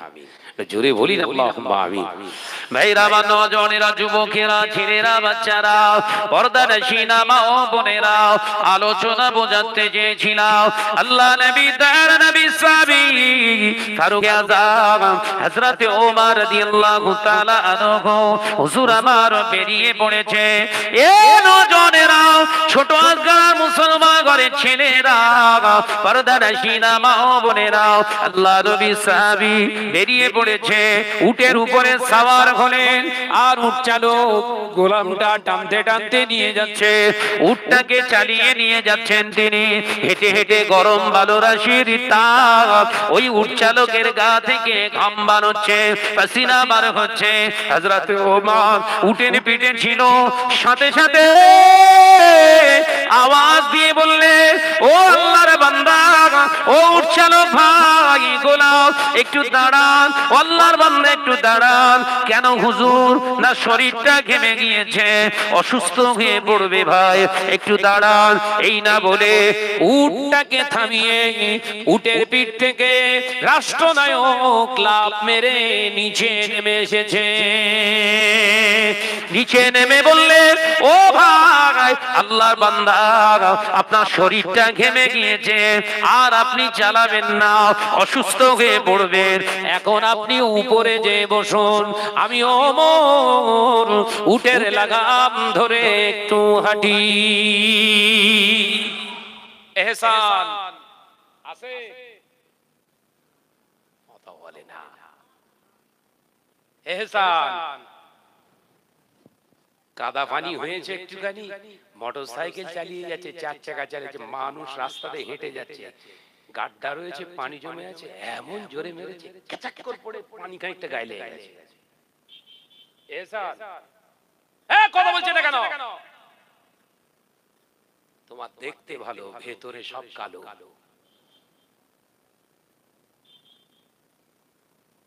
বাড়ি গোশ ভাত, কেলিয়া, পোলোয়া সব রান্না করলে, কাজের মেয়েটা কাজ করছে। হ্যাঁ, কাজের মেয়েটা কাজ করছে, গোশত বেছে দিল, মাছ বেছে দিল, ভালো ভালো খাবার তৈরি হচ্ছে, সব ধুয়ে ধুয়ে ও সব আপনার কাছে দিয়েছে, রান্না করা হয়েছে, কাঁসরের মতো গিললে ওকে একটু দিলে না। এহসান আছে? তাহাজ্জুদ পড়েও জাহান্নামে যেতে হবে। বোঝাতে পারছি না আপনাদের? নামাজ পড়লেই জান্নাত। রাসূলুল্লাহ যে নামাজটার কথা বলেছে, আমি একটু পরেই আসবো, ওই নামাজটা না। ভাইরা, আমার নওজওয়ানেরা, যুবকেরা, ছেলেরা, বাচ্চারা, পর্দানশীনা মা ও বোনেরা, আল্লাহ নবী, দয়ার নবী সাহাবী ফারুক আযম ওমর রাদিয়াল্লাহু তাআলা আনহু দেখতে পাওয়া যায় উটটাকে আপনার লাগাম ধরে নিয়ে যেতে লাগলেন। বেশ কিছু দূর যাওয়ার পরে হযরত ওমর রাদিয়াল্লাহু তাআলা আনহুর চেহারাটা পাসিনায় ঘেমে গিয়েছে, ভিজে গিয়েছে। আর দেরি নয়, অপর থেকে ওই গোলামটা বলেছিলেন, উট চালকটা বলেছিলেন, হুজুর আপনি তো আমাদের রাষ্ট্রনায়ক, আমিরুল মুমিনিন, মুসলমানদের আপনি তো নেতা, হুজুর আপনি উট চালাবেন না, এবারে আপনি আসুন, আমি উট চালাবো। হযরতে ওমর বলেছিলেন, ও আল্লাহর বান্দা, ওই কথা জবান দিয়ে আপনি বলবেন না, আমি ওমর রাষ্ট্রনায়ক হতে পারি, কিন্তু মানুষের হক নষ্ট করার ক্ষমতা আমাকে দেয়া হয়নি। আমি রাষ্ট্র পরিচালনা করতে পারি, আমি মানুষের হক কখনো ক্ষতি করতে পারি না। তাই আপনি যতটা আমাকে টেনে টেনে এনেছেন, আমাকে ততটা দূর আপনি যেতে দেন, ওইখানেই আপনি বসুন, আমাকে তত দূর যেতে হবে। একবার জোরে হবে না? হযরত ওমর রাদিয়াল্লাহু তাআলা আনহু উট চালাতে লাগলেন। বেশ কিছু দূর যাওয়ার পরে হযরত ওমর বললেন, এবার আপনি নামুন, আমি এবার একটু উঠে বসি। আবার উট চালাতে লাগলেন। কিতাবে পাওয়া যায় ঠিক জেরুজালেমে পৌঁছানোর সময়, এখন সময় এসেছে, ওপরে গোলাম বসে আছে আর নিচে রাষ্ট্রনায়ক উটের লাগাম ধরে হুজুর হুজুর জেরুজালেমে ঢুকতে শুরু করেছে। গোটা ইহুদি জাতিরা হযরত ওমরের দিকে তাকিয়ে অবাক হয়ে রইলেন। ওমর বোধহয় ওই উপরে বসে আছে, ওই হযরতে আমিরুল মুমিনিন খলিফাতুল মুসলিমিন, ওই বোধহয় মুসলমানদের খলিফা। একবার জোরে বলুন না। কিন্তু উপরে কে বসে আছে? গোলাম, নিচেই খলিফা। ইহুদিরা সব ইস্তেকবাল করবে কাকে? একদম রেডি, গোলামকে, মুসলমানদের খলিফা। আহা, হঠাৎ হযরতে খালিদ বিন ওয়ালিদ দেখতে পেয়েছে, হায় হায়, ছুটে ছুটে এসে হযরতে ওমরকে এসে সালাম করলেন। হুজুর, আপনি এসেছেন, সমস্ত শরীরটা আপনার ঘেমে গিয়েছে, আর আপনার গায়ে যে কাপড়টা পরা আছে, জামাটা পরা আছে, ওটাই তো দেখছি অসংখ্য জায়গায় তালি দেওয়া। অসংখ্য জায়গায় কিতাবে এসেছে 70টা তালি দেওয়া। কটা? 70টা তালি দেওয়া পোশাক। সমস্ত পোশাকটা ঘামে পাসিনায় ভিজে গেছে। হুজুর, আসুন আমাদের তাঁবুর ভিতরে আসুন, খিমার ভিতরে আসুন, আপনার ওই ড্রেসটা একটু চেঞ্জ করলেন, নতুন পোশাক দেই। খলিফা বলে কথা। হযরতে ওমরের চেহারা লাল হয়ে গেছে। হযরতে ওমর ইবনুল খাত্তাব রেগে আগুন হয়ে গেছে। খামোশ। এই খালিদ বিন ওয়ালিদ, তুমি তো রাসূলুল্লাহর পিছনে নামাজ আদায় করেছো। নবীকে সৃষ্টি না করলে तमाम কায়নাত আমার আল্লাহ সৃষ্টি করতেন না। তিনি তো দো জাহানের বাদশা, বিশ্ব নবী সরকারে দো আলাম। তিনি যদি জগৎ গুরু, জগৎ বিশ্ব যদি গুরু হয়ে থাকে, तमाम পৃথিবীর নেতা যদি তিনি হয়ে থাকে, তিনি কোন পোশাকে নেতাগিরি করতেন? একবার জোরে বলুন না। ও হযরতে খালিদ বিন ওয়ালিদ, তুমি ভুলে যাচ্ছ আমার রাসূলুল্লাহ তালি দেওয়া পোশাক পরে রাষ্ট্র পরিচালনা করেছে। আমি ওমর আমার নবীকে মহব্বত করি, আমি আমার নবীকে ভালোবাসি, তাই আমি আমার নবীর সুন্নাতকে ছেড়ে দিতে চাই না। আজ জেরুজালেমের ইহুদিদের খুশি করার জন্য, তাদের মন থেকে আমার সম্মানের আশা জোগানোর জন্য নতুন পোশাকটা আমি পরে আমি যখনই আসবো, সম্মানটা আমার কাছে আগে হয়ে যাবে, রাসূলুল্লাহর সুন্নতটা আমার পিছনে পড়ে যাবে। আমি ওমর এমন জীবন যাপন করতে চাই না যেখানে আমার রাসূলুল্লাহর সুন্নতটাকে হারিয়ে ফেলবো। আমি আমার জীবন দিয়ে দিতে রাজি, আমার নবীর সুন্নাতকে ছাড়তে রাজি নয়। জোরে বলো বাপ, আর কি জোরে বলে। হযরতে ওমর রাদিয়াল্লাহু তাআলা আনহু ওই 70টা তালি দেওয়া, সমস্ত পাসিনায় ভিজে যাওয়া ঘামে ওই পোশাকটা পরে ইহুদিদের নেতার সামনে গিয়ে দাঁড়ালেন। হযরতে ওমরের চেহারা মোবারক দেখে ইহুদি মাথা হেঁট হয়ে গেছে। ইহুদিটা মাথা হেঁট করে বললেন, ও মুসলমানদের নেতা ওমর ইবনুল খাত্তাব, আমরা ভেবেছিলাম আপনি মুসলমানদের নেতা মানে বিরাট আপনার একটা ব্যাপার হবে, আপনার সাজ পোশাক বিরাট কিছু হবে, কিন্তু না না, বুঝতে পারলাম আসলে মুসলমানের নেতা যারা হয় তারা পোশাকে বিশ্বাসী নয়, ঈমানে বিশ্বাসী। ও হযরতে ওমর, এই নিন আপনাদের মসজিদুল আকসার চাবিটা আপনার হাতে দিয়ে দিলাম। আমাদের পক্ষ থেকে একটা আবেদন আপনার কাছে, আমাদের ওই আবেদনটা আপনি রাখবেন কিনা আপনার ব্যাপার। ওই আবেদনটা হলো, আপনি মদিনায় মক্কা শরীফে আর ফিরে যাবেন না। এই বাইতুল মুকাদ্দাসকে কেন্দ্র করে এই জেরুজালেমে আপনি রাষ্ট্র চালান। আপনার রাষ্ট্র নায়কত্ব আমরা ইহুদিরা মেনে নিলাম।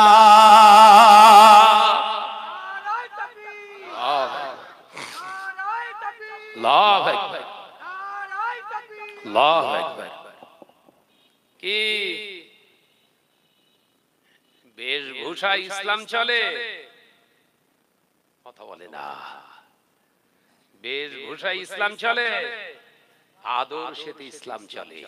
একবার জোরে বলুন, কিসে চলে বাপ? আদর্শ। কোথায় কোথায় গেলে?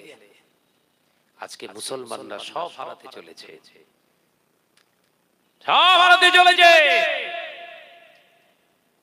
তার কারণ মুসলমানদের বড় আদর্শ হলো হালাল, সেটা শেষ হয়ে গেছে। একদম সিটে ফোটা একটু অর্ধেক রয়েছে, তাদের অবস্থা করুন। আমরা ভেবে নিয়েছি নামাজ আদায় করলে একদম পাকা মুসলমান হওয়া যায়। আচ্ছা ভাই, গত বছর বোধহয় বলেছিলাম ইবলিস কত বছর নামাজ পড়েছিল? ভুলে গেছেন? 30,000 বছর। কত বছর? তাহলে তো পাকা মুসলমান নাকি? বল না রে ভাই। গত বছরের ওয়াজ এখন আমার মনে আছে, হয়েছিল না? 30,000 বছর ইবাদত বান্দেগি নামাজ পড়ে যদি শয়তান হয়, একবার হজ করে এসে মনে করছে জেন্দাওয়ালি হয়ে গেছে। বোনের ফারায়েজ বিক্রি করে ভাই ভক্তদের সব ফারায়েজ ঝেড়ে দিয়ে ও কাবা ঘরকে নাড়া দিচ্ছে। কথা বুঝতে পারছেন কেন?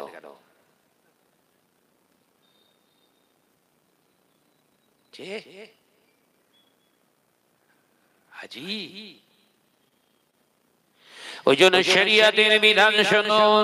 আল্লাহ পাক ওই জন্য জানিয়েছে, ওমা খালাকতুল জিন্না ওয়াল ইনসা ইল্লা লিয়াবুদুন, জিন এবং ইনসানকে সৃষ্টি করেছি কেবলমাত্র আমার ইবাদত বান্দিগির জন্য। রাষ্ট্র চালনা করাটাও হবে ইবাদত। আমি আল্লাহ পাক জানিয়ে দিচ্ছি হাবিব, ব্যবসা করাটাও হয়ে যাবে ইবাদত। শর্তুন ওয়াহিদা লা হারামা, আমি নবী বলছি শর্ত একটা, হারাম স্পর্শ করা যাবে না, হারাম দেয়া যাবে না, হারাম নেওয়া যাবে না, হারাম খাওয়ানো যাবে না, হারাম খাওয়া যাবে না।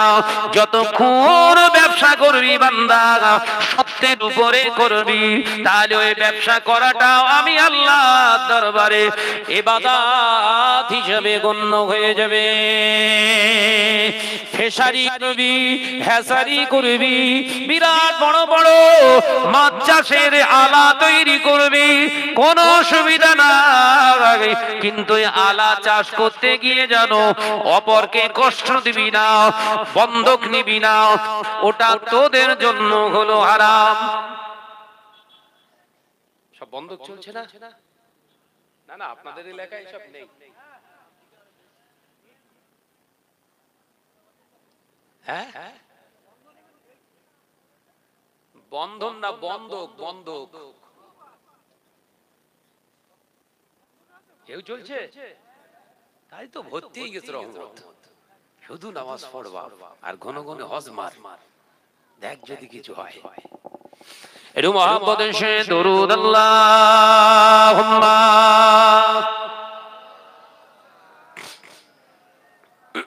একসঙ্গে হচ্ছে না বাবা, যে যার মতো করতেছে। এক আওয়াজে পড়েন, এক আওয়াজে আল্লাহুম্মা সাল্লি আলা।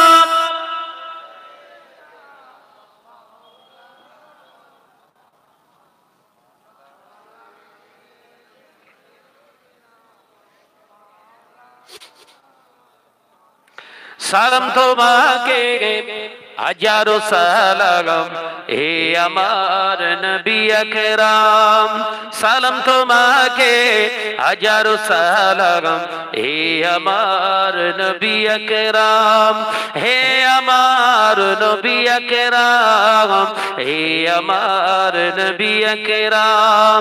চিরোন্নত দিন ইসলাম, চিরোন্নত দিন ইসলাম, তোমার ওসিলায় আমরা পেলাম। জোরে হলো না তো? আর একটু জোরে হয় না? হে আমার নবী আকরাম, হে আমার নবী আকরাম, আল্লাহুম্মা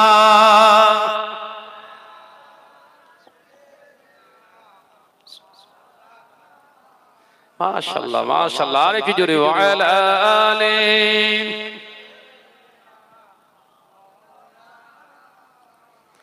পথঘারা নদী গতির ধারায় সুরভিত হয়ে তোমারই ছোঁয়ায়। জোরে হবে না? জোরে হলো না? পথঘারা নদী গতির ধারায় সুরভিত হয় তোমারই ছোঁয়ায়। হে আমার নবী আকরাম, হে আমার নবী আকরাম, সালাম তোমাকে হাজারো সালাম। হে আমার নবী আকরাম, আধারের কালো তোমার আলো তারারা সকলে পিছু হেঁটে যায়। একটু জোরে বল বাবা, আর একটু জোরে হবে না? আধারের কালো তোমার আলোয় তারারা সকলে পিছু হেঁটে যায়।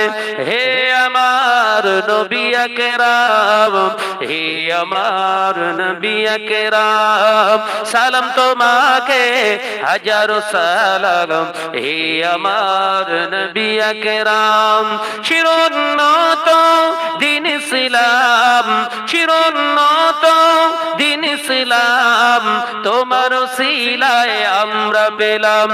হে আমার নবী আকরাম, হে আমার নবী আকরাম, আল্লাহুম্মা সাল্লি আলা।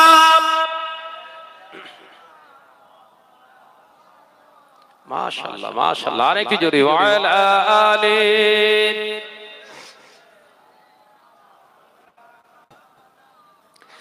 ও মেয়েরা, নওজওয়ানেরা, যুবকেরা, ছেলেরা, বাচ্চারা, পর্দানশীনা মা ও বোনেরা, আল্লাহ পাক নামাজ টাইম নিয়ে আদায় করতে বলেননি। খামখেয়ালির কোনো জায়গা নাই। ইচ্ছা মতো নামাজ আদায় করবে হবে না। নামাজ পড়তে গেলে শরিয়ত আপনাকে শিক্ষা দেয়। প্রথম শর্ত হলো আপনার ঈমান থাকতে হবে। ভেজাল ঈমান চলবে না। ছিদ্র ঈমানে নামাজ হয় না। বাবাজি, ভেজাল ঈমান, ছিদ্র ঈমানটা কি আমি আপনাদের বোঝাই শুনুন। আমি বিশ্বাস করি আল্লাহ আমার এক, আল্লাহ আমার রব, আল্লাহ আমার সব। আমার বিশ্বাস আছে কেউ সাংবাদিক বলে দিল এ বছরে যদি কোন পার্টি, কোন রাজনৈতিক আঙিনা থেকে বিজেপি যদি ক্ষমতায় এসে যায়, মুসলমানের এখানে শান্তিতে থাকতে পারবে না, মুসলমানরা এখানে আর বাঁচতে পারবে না। এই বিশ্বাসটা আপনি মনে মনে বিশ্বাস করে নিয়েছেন, এর নামই হলো ছিদ্র ঈমান। কথা বুঝতে পারছেন না? এই রকম ঈমান আছে তো একবার যদি এসে যায়, এই জায়গায় ঘা পড়েছে নাকি? সব টেনশনে পড়ে গেছে নাকি? হক কথা বলে শাহনাজ, हम किसी से डरने वाला डरपोक नहीं है। এই বললেন রব আমার সব, আল্লাহ আমার রব, তিনিই আমার সব। তাহলে বাঁচানোর মালিক আল্লাহ, মারার মালিক আল্লাহ, সুখ দেওয়ার মালিক আল্লাহ। এ যদি বিশ্বাস আপনার থাকে, বিজেপি কে? কথা বলছেন না কেন? নাম্বার 2, ঈমানের ছিদ্র। অসুবিধা হচ্ছে নাকি? বোঝাবো তো নাকি? শুধু নামাজ পড়ে কপাল কালো করে লাভ হবে না। ঈমান ঠিক করেন আগে। ঈমানের উপরে নামাজ। সেই ঈমানটা ওই ছিদ্র টিদ্র থাকলে হবে না। যেমন ওই জগে পানি এনেছেন এক জগ, আর ওর নিচে ছিদ্র থাকবে তো? বল না রে ভাই। আরে পানি ভর্তি করলে সেটা কি হবে? থাকবে না? সুবহানাল্লাহ বলবেন, আল্লাহ বলবেন নেকি দাও। আলহামদুলিল্লাহ পড়েছে নেকি দাও, দরুদ পড়েছে নেকি দাও, নামাজ পড়ছে নেকি দাও, হজ করেছে নেকি দাও। নেকিতে আল্লাহ কমি করেন না। আমার আল্লাহ নেকি দেওয়ার জন্যই তো বান্দার ইবাদত বানিয়েছে। একবার জোরে বলুন। নেকিতে আল্লাহ বলছে কোনো কম করব না, কিন্তু এই নেকি থাকার পাত্রের নাম হলো ঈমান। কথা বোঝাতে পারলাম না? অসুবিধা হচ্ছে ভাব? নেকি কিসের উপরে থাকে? ঈমানের উপরে থাকে। ঈমানটার নাম হচ্ছে পাত্র। সেই ঈমানই তো ছিদ্র। ভালো দামি একদম রুয়াবজা গুলে তাই এনে রেখে দিয়েছে, বলছে ভাইজান ওয়াজ করার মাঝে মাঝে একটু খাবেন। ভালো করে রেখে দিয়েছে, থাক একটু আমি আধা ঘন্টা ঘাপিয়ে নিলাম, বুঝতে পেরেছেন তো, রস করে নিলাম। এইবার একটু মনে হচ্ছে একটু খাই, বুঝলে? আর আপনাদের দরুদ শরীফ পড়ুন বলি, গেল আসলে ঢেলতি দেখি পুরো ফাঁকা। কথা বুঝতে পারছেন না? এই বেয়াদব, বেয়াদবি করলি, কই নে শরবত কই? বলে হুজুর আল্লাহর কসম করে বলছে আপনার দিয়েছিলাম। তাহলে কি হলো? ও বাবা, ফিরে দেখি সে গদি টেনে ঝেড়ে দিয়েছে, গদি খেয়ে ফেলেছে। দিয়েছিল আমার খেতে, খেয়েছে কে? তার কারণ যন্ত্রটাই ফুটো। তো তোর ঈমান যদি ফুটো থাকে, সুবহানাল্লাহ কোথায় রাখবি তুই? আলোচনা মাথায় ঢোকাও। দ্বিতীয় নম্বর ঈমানের ছিদ্র।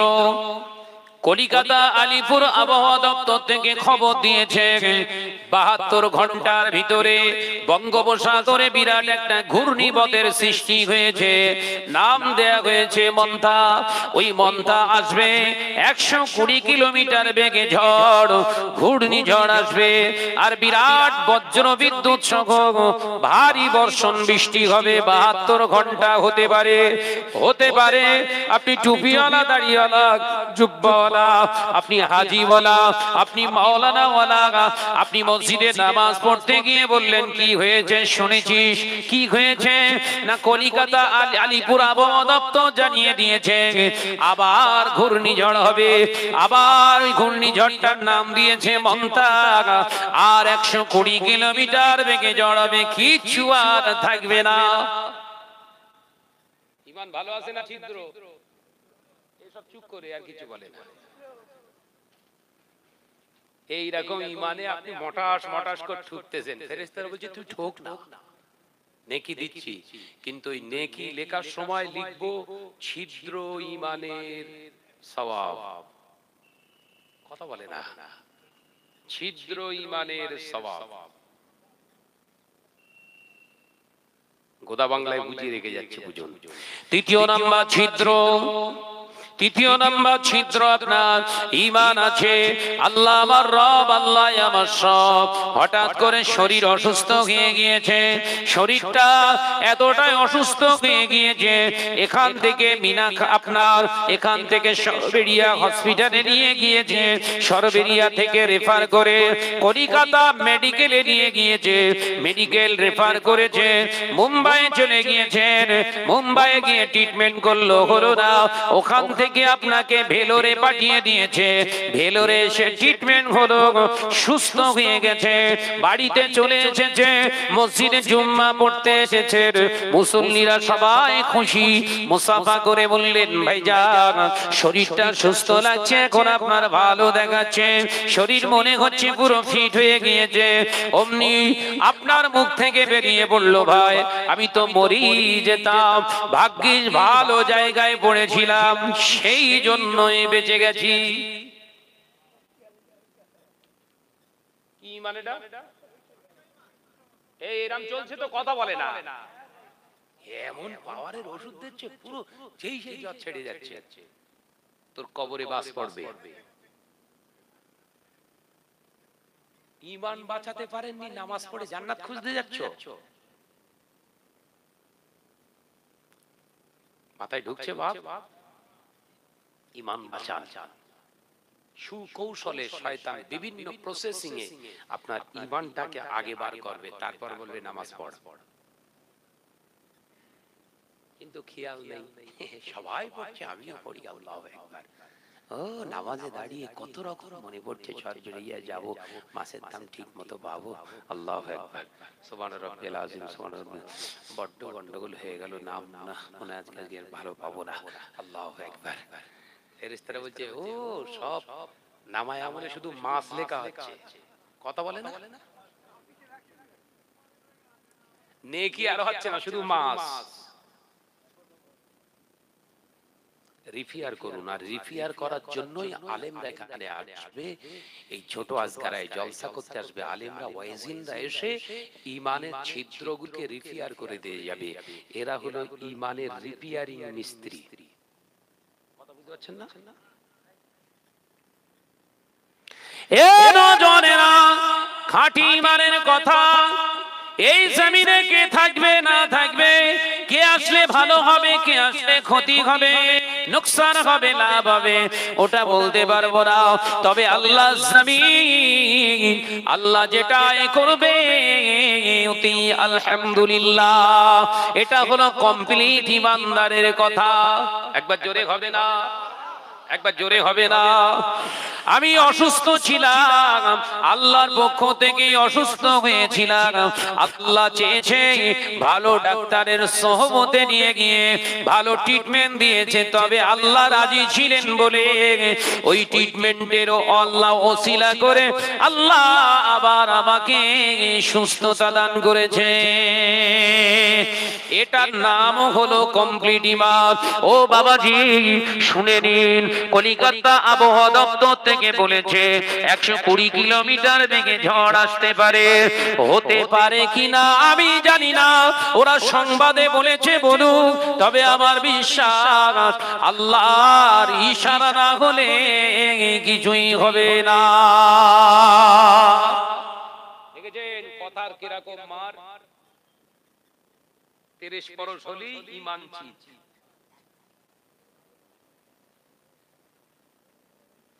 এ নওজওয়ানেরা, মুরব্বিয়ানগণেরা, ছেলেরা, বাচ্চারা, পর্দানশীনা মা ও বোনেরা, এবার ঈমান কংক্রিট হয়েছে আপনার, মজবুত ঈমান। নামাজ পড়তে চাইলে নামাজ হবে না, শরীয়ত আপনাকে শেখাচ্ছে নামাজের মুসাল্লায় দাঁড়ানোর আগে ও বান্দারা তুই নিজেকে পবিত্র কর, তোর ভেতরটা ঈমান পুরুষ্ট আছে, মানে ভিতরটা পাক হয়ে গেছে, কিন্তু উপরে তোর নাপাক আছে, তাই শরীর পাক করা শরীয়তের দ্বিতীয় শর্ত। একবার জোরে হবে না। আপনি ভাবছেন পাশেই বিরাট বড় ভেড়ি আছে, ঘেরি আছে, ওখানে গিয়ে 10টা 100টা ডুব মেরে নেব, নদীতে গিয়ে ঝাঁপ মেরে নেব, পাক হয়ে যাবে। ভুলে পাক হয় না, ধুয়ে পাক করা যায় না, পদ্ধতিতে পাক হয়ে যায়। আর ওই পদ্ধতিটা খামখেয়ালি নয়, ফাত্তাবিউনি ইহবিবিকুমুল্লাহ, নবীর ইত্তেবা করতে হবে। একবার জোরে হবে না। আল্লাহ নবী জানিয়েছেন গোসলের 3টি ফরজ, ফরজ গোসলের 3টি ফরজ, এই 3টি ফরজের একটা ছেড়ে গেলে নাপাক। গোসলের কটা ফরজ? একটা, দুটো আদায় করেছেন, সমস্ত শরীরটা ধৌত করেছেন, আর কুলি করেছেন, গড়গড়া করেছেন, নাকে পানি দেন, আপনি এখনো নাপাক। কথা বুঝতে পারছেন না? 100টা ডুব মেরেছেন, অনেকে ডুব মারে নাক টিপে। কথা বলছেন না কেন? নাকি পানি ঢোকার ভয়ে? আমি ঠিক বলছি তো নাকি? নাক টিপে বুক ভাগ করে মারতে যায়, বলে পুরো নদীতে একদম মেরে এসেছি, 10টা ডুব মেরে এসেছি, চল জুম্মাটা মেরে আসি। ফেরেশতারা বলছে তুই ওখানে মার, তোর কবরে মারবো, তুই ওখানে মার, তোর কবরে এরকম মারবো। ও নওজওয়ানেরা, মুরব্বিয়ানগণেরা, তাহলে 1 নাম্বার আপনার ফরজ আদায় করুন। গোসল ফরজ হলে 3টি ফরজ আদায় করুন। 1 নাম্বার গড়গড়া করতে হবে, গলার হুলকুম পর্যন্ত পানি পৌঁছাতে হবে। একবার পৌঁছানো হলো ফরজ। রাসূলুল্লাহ বললেন শাক্কাফি, সন্দেহ থাকতে পারে, তবে ওই সন্দেহটা কাটানোর জন্য আমি নবী 3 বার গড়গড়া করেছি। তাই গোসলের সময় তোমরা 3 বার গড়গড়া করবে। আমি রাসূলুল্লাহর সুন্নাত আছে যেখানে, সন্দেহ নাই সেখানে। একটা হলো আলোচনা, বুঝতে পারছেন তো বাপ? বুঝে যাও, শরিয়াতের জায়গাটা বুঝে যাও। শরীর পবিত্র থাকলে মরেও লাভ। সুবহানাল্লাহ বলেন। হাদিস পাকে এসেছে, মুসলিম শরীফে পাওয়া যায়, আল্লাহ রাসূল বললেন, যে মুসলমানটা পবিত্র অবস্থায় মারা গেছে সেই ঈমানের সঙ্গেই মারা গেছে। একবার জোরে বলুন। উফ, চিন্তা করতে পারেন, যে পবিত্র অবস্থায় মারা যায় ওই ঈমানের সঙ্গেই মারা যায়। আর ঈমানের সঙ্গে যে ব্যক্তি মারা যায় দিদারে ইলাহি নসিব হয়ে যায়। একবার জোরে বলুন। সেই পাকটা শিখবেন না কি হবে বাবা। দ্বিতীয় নাম্বার ফরজ, গোসলের দ্বিতীয় নাম্বার ফরজটা আদায় করুন। দ্বিতীয় নাম্বার ফরজ হলো নাকের শক্ত হাড্ডি পর্যন্ত পানি পৌঁছানো। একবার পানি দিলেন, শীতকালে পৌঁছালো না, আমি নবী বলছি তিনবার ধৌত করো। তিনবার ধৌত করলে সন্দেহ কেটে যায়, পানিটা ঠিক মতো পৌঁছে যায়, তোমার দ্বিতীয় ফরজটা আদায় হয়ে গেল। 3 নম্বর ফরজ হলো মাথার তালু থেকে পায়ের তালুর নিচ পর্যন্ত গোটা শরীরটাকে এমন ভাবে ধৌত করো যেন পশমের একটি ঘোড়াটা ফাঁক না রয়ে যায়। আমি নবী বলছি একবার গোসল, একবার ডুব, একবার পানি ঢেলেছো, পানিটা পৌঁছেছে কিনা তোমার সন্দেহ থেকে যায়। তাই আমি রাসূলুল্লাহ তিনবার করে ধৌত করেছি, তুমি 3 বার ধৌত করো, শরীর পবিত্রতা আর সন্দেহ রইল না।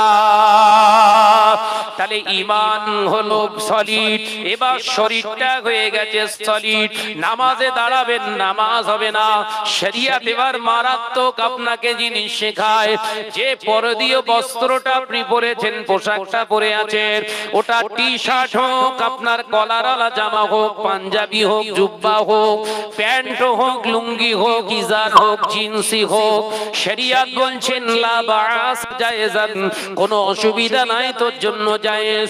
শর্ত ওয়াহিদা, তবে মনে রাখিস শর্ত একটা, যে অর্থ দিয়ে ওই পোশাকটা তুই ক্রয় করবি ওটা যেন হালাল টাকার হয়। একবার জোরে বলো বাপ। জিন্স পরেও নামাজ হবে। যদি কোনো মাওলানা বলি সাহেব বলে হবে না, তাহলে ও না জেনে বলেছে। এখন তো না জেনেই ফতোয়া বেশি মারে। জিন্স পরেও নামাজ পড়বে, শর্ত 3টে। কটা? হ্যাঁ বলবো। হ্যাঁ, একটু বেড়ে যাবে নি, তবু শিখে গেলেন। শর্ত হলো 3টে, শর্তুন সালাসা। 3টে হলো শর্ত। নাম্বার 1, জিন্স যেটা পরবেন ওটা যেন ওই নাভির উপর থেকে হয়। এই জিন্স বাবুরা সব শুনে লে বাবা। হ্যাঁ, জিন্সের ইসলাম বিরোধিতা করে না, জিন্সের কাপড় তো মোটা, ইসলাম আরো সাপোর্ট করবে। তো শুধু 3টে শর্ত তোকে মানতে হবে। নাম্বার 1 কি বললাম? জিন্স প্যান্ট তোদের পরতে গেলে নাভির উপর থেকে পরতে হবে। দ্বিতীয় নাম্বার শর্ত, ওই জিন্সের কাপড়টা যেন ঢিলা ঢালা থাকে। স্কিন টাইট পোশাক পরা হারাম। খেয়াল থাকবে, এই টাইট পোশাক পরলে কি হয়, তোর দাপনাতে কতটা গোশত আছে, রানে কতটা গোশত আছে, একটা মহিলা যদি অনুমান করে জিনার গুনাহ হবে। শুধু মেয়েদের দেখলে ছেলেদের ভেতরে চুনচুন করে, মেয়েদের দেখলে শুধু ছেলেদের খারাপ ধারণা আসে। রাসূলুল্লাহ বললেন ছেলেদেরকে দেখলেও মেয়েদের ভেতরেও খারাপ ধারণা আসে।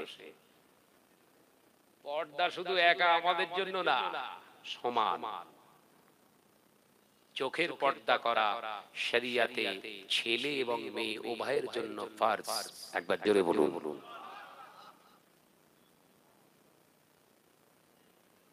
এখন তো সব পর্দা নেই, সব জর্দা হয়ে গেছে বাপ। হ্যাঁ, জর্দা শুধু না, 360 গোপাল বল না রে ভাই। পর্দার আছে, সব জর্দা হয়ে গেছে, 360 শেষ করে ফেলেছে। বোরকা পরে সব ঘুরছে, বলো বোরকা পরে, মাথায় আবার সে লাইট, ওই বোরকার উপরে লাইট গোল একটা ফুলের মতো কি দিয়েছে, চ্যাকম্যাক চ্যাকম্যাক করতেছে। তার মানে কি খরিদ্দার টেনতেছে। পর্দা, এ কথা বলছেন না কেন? হারাম।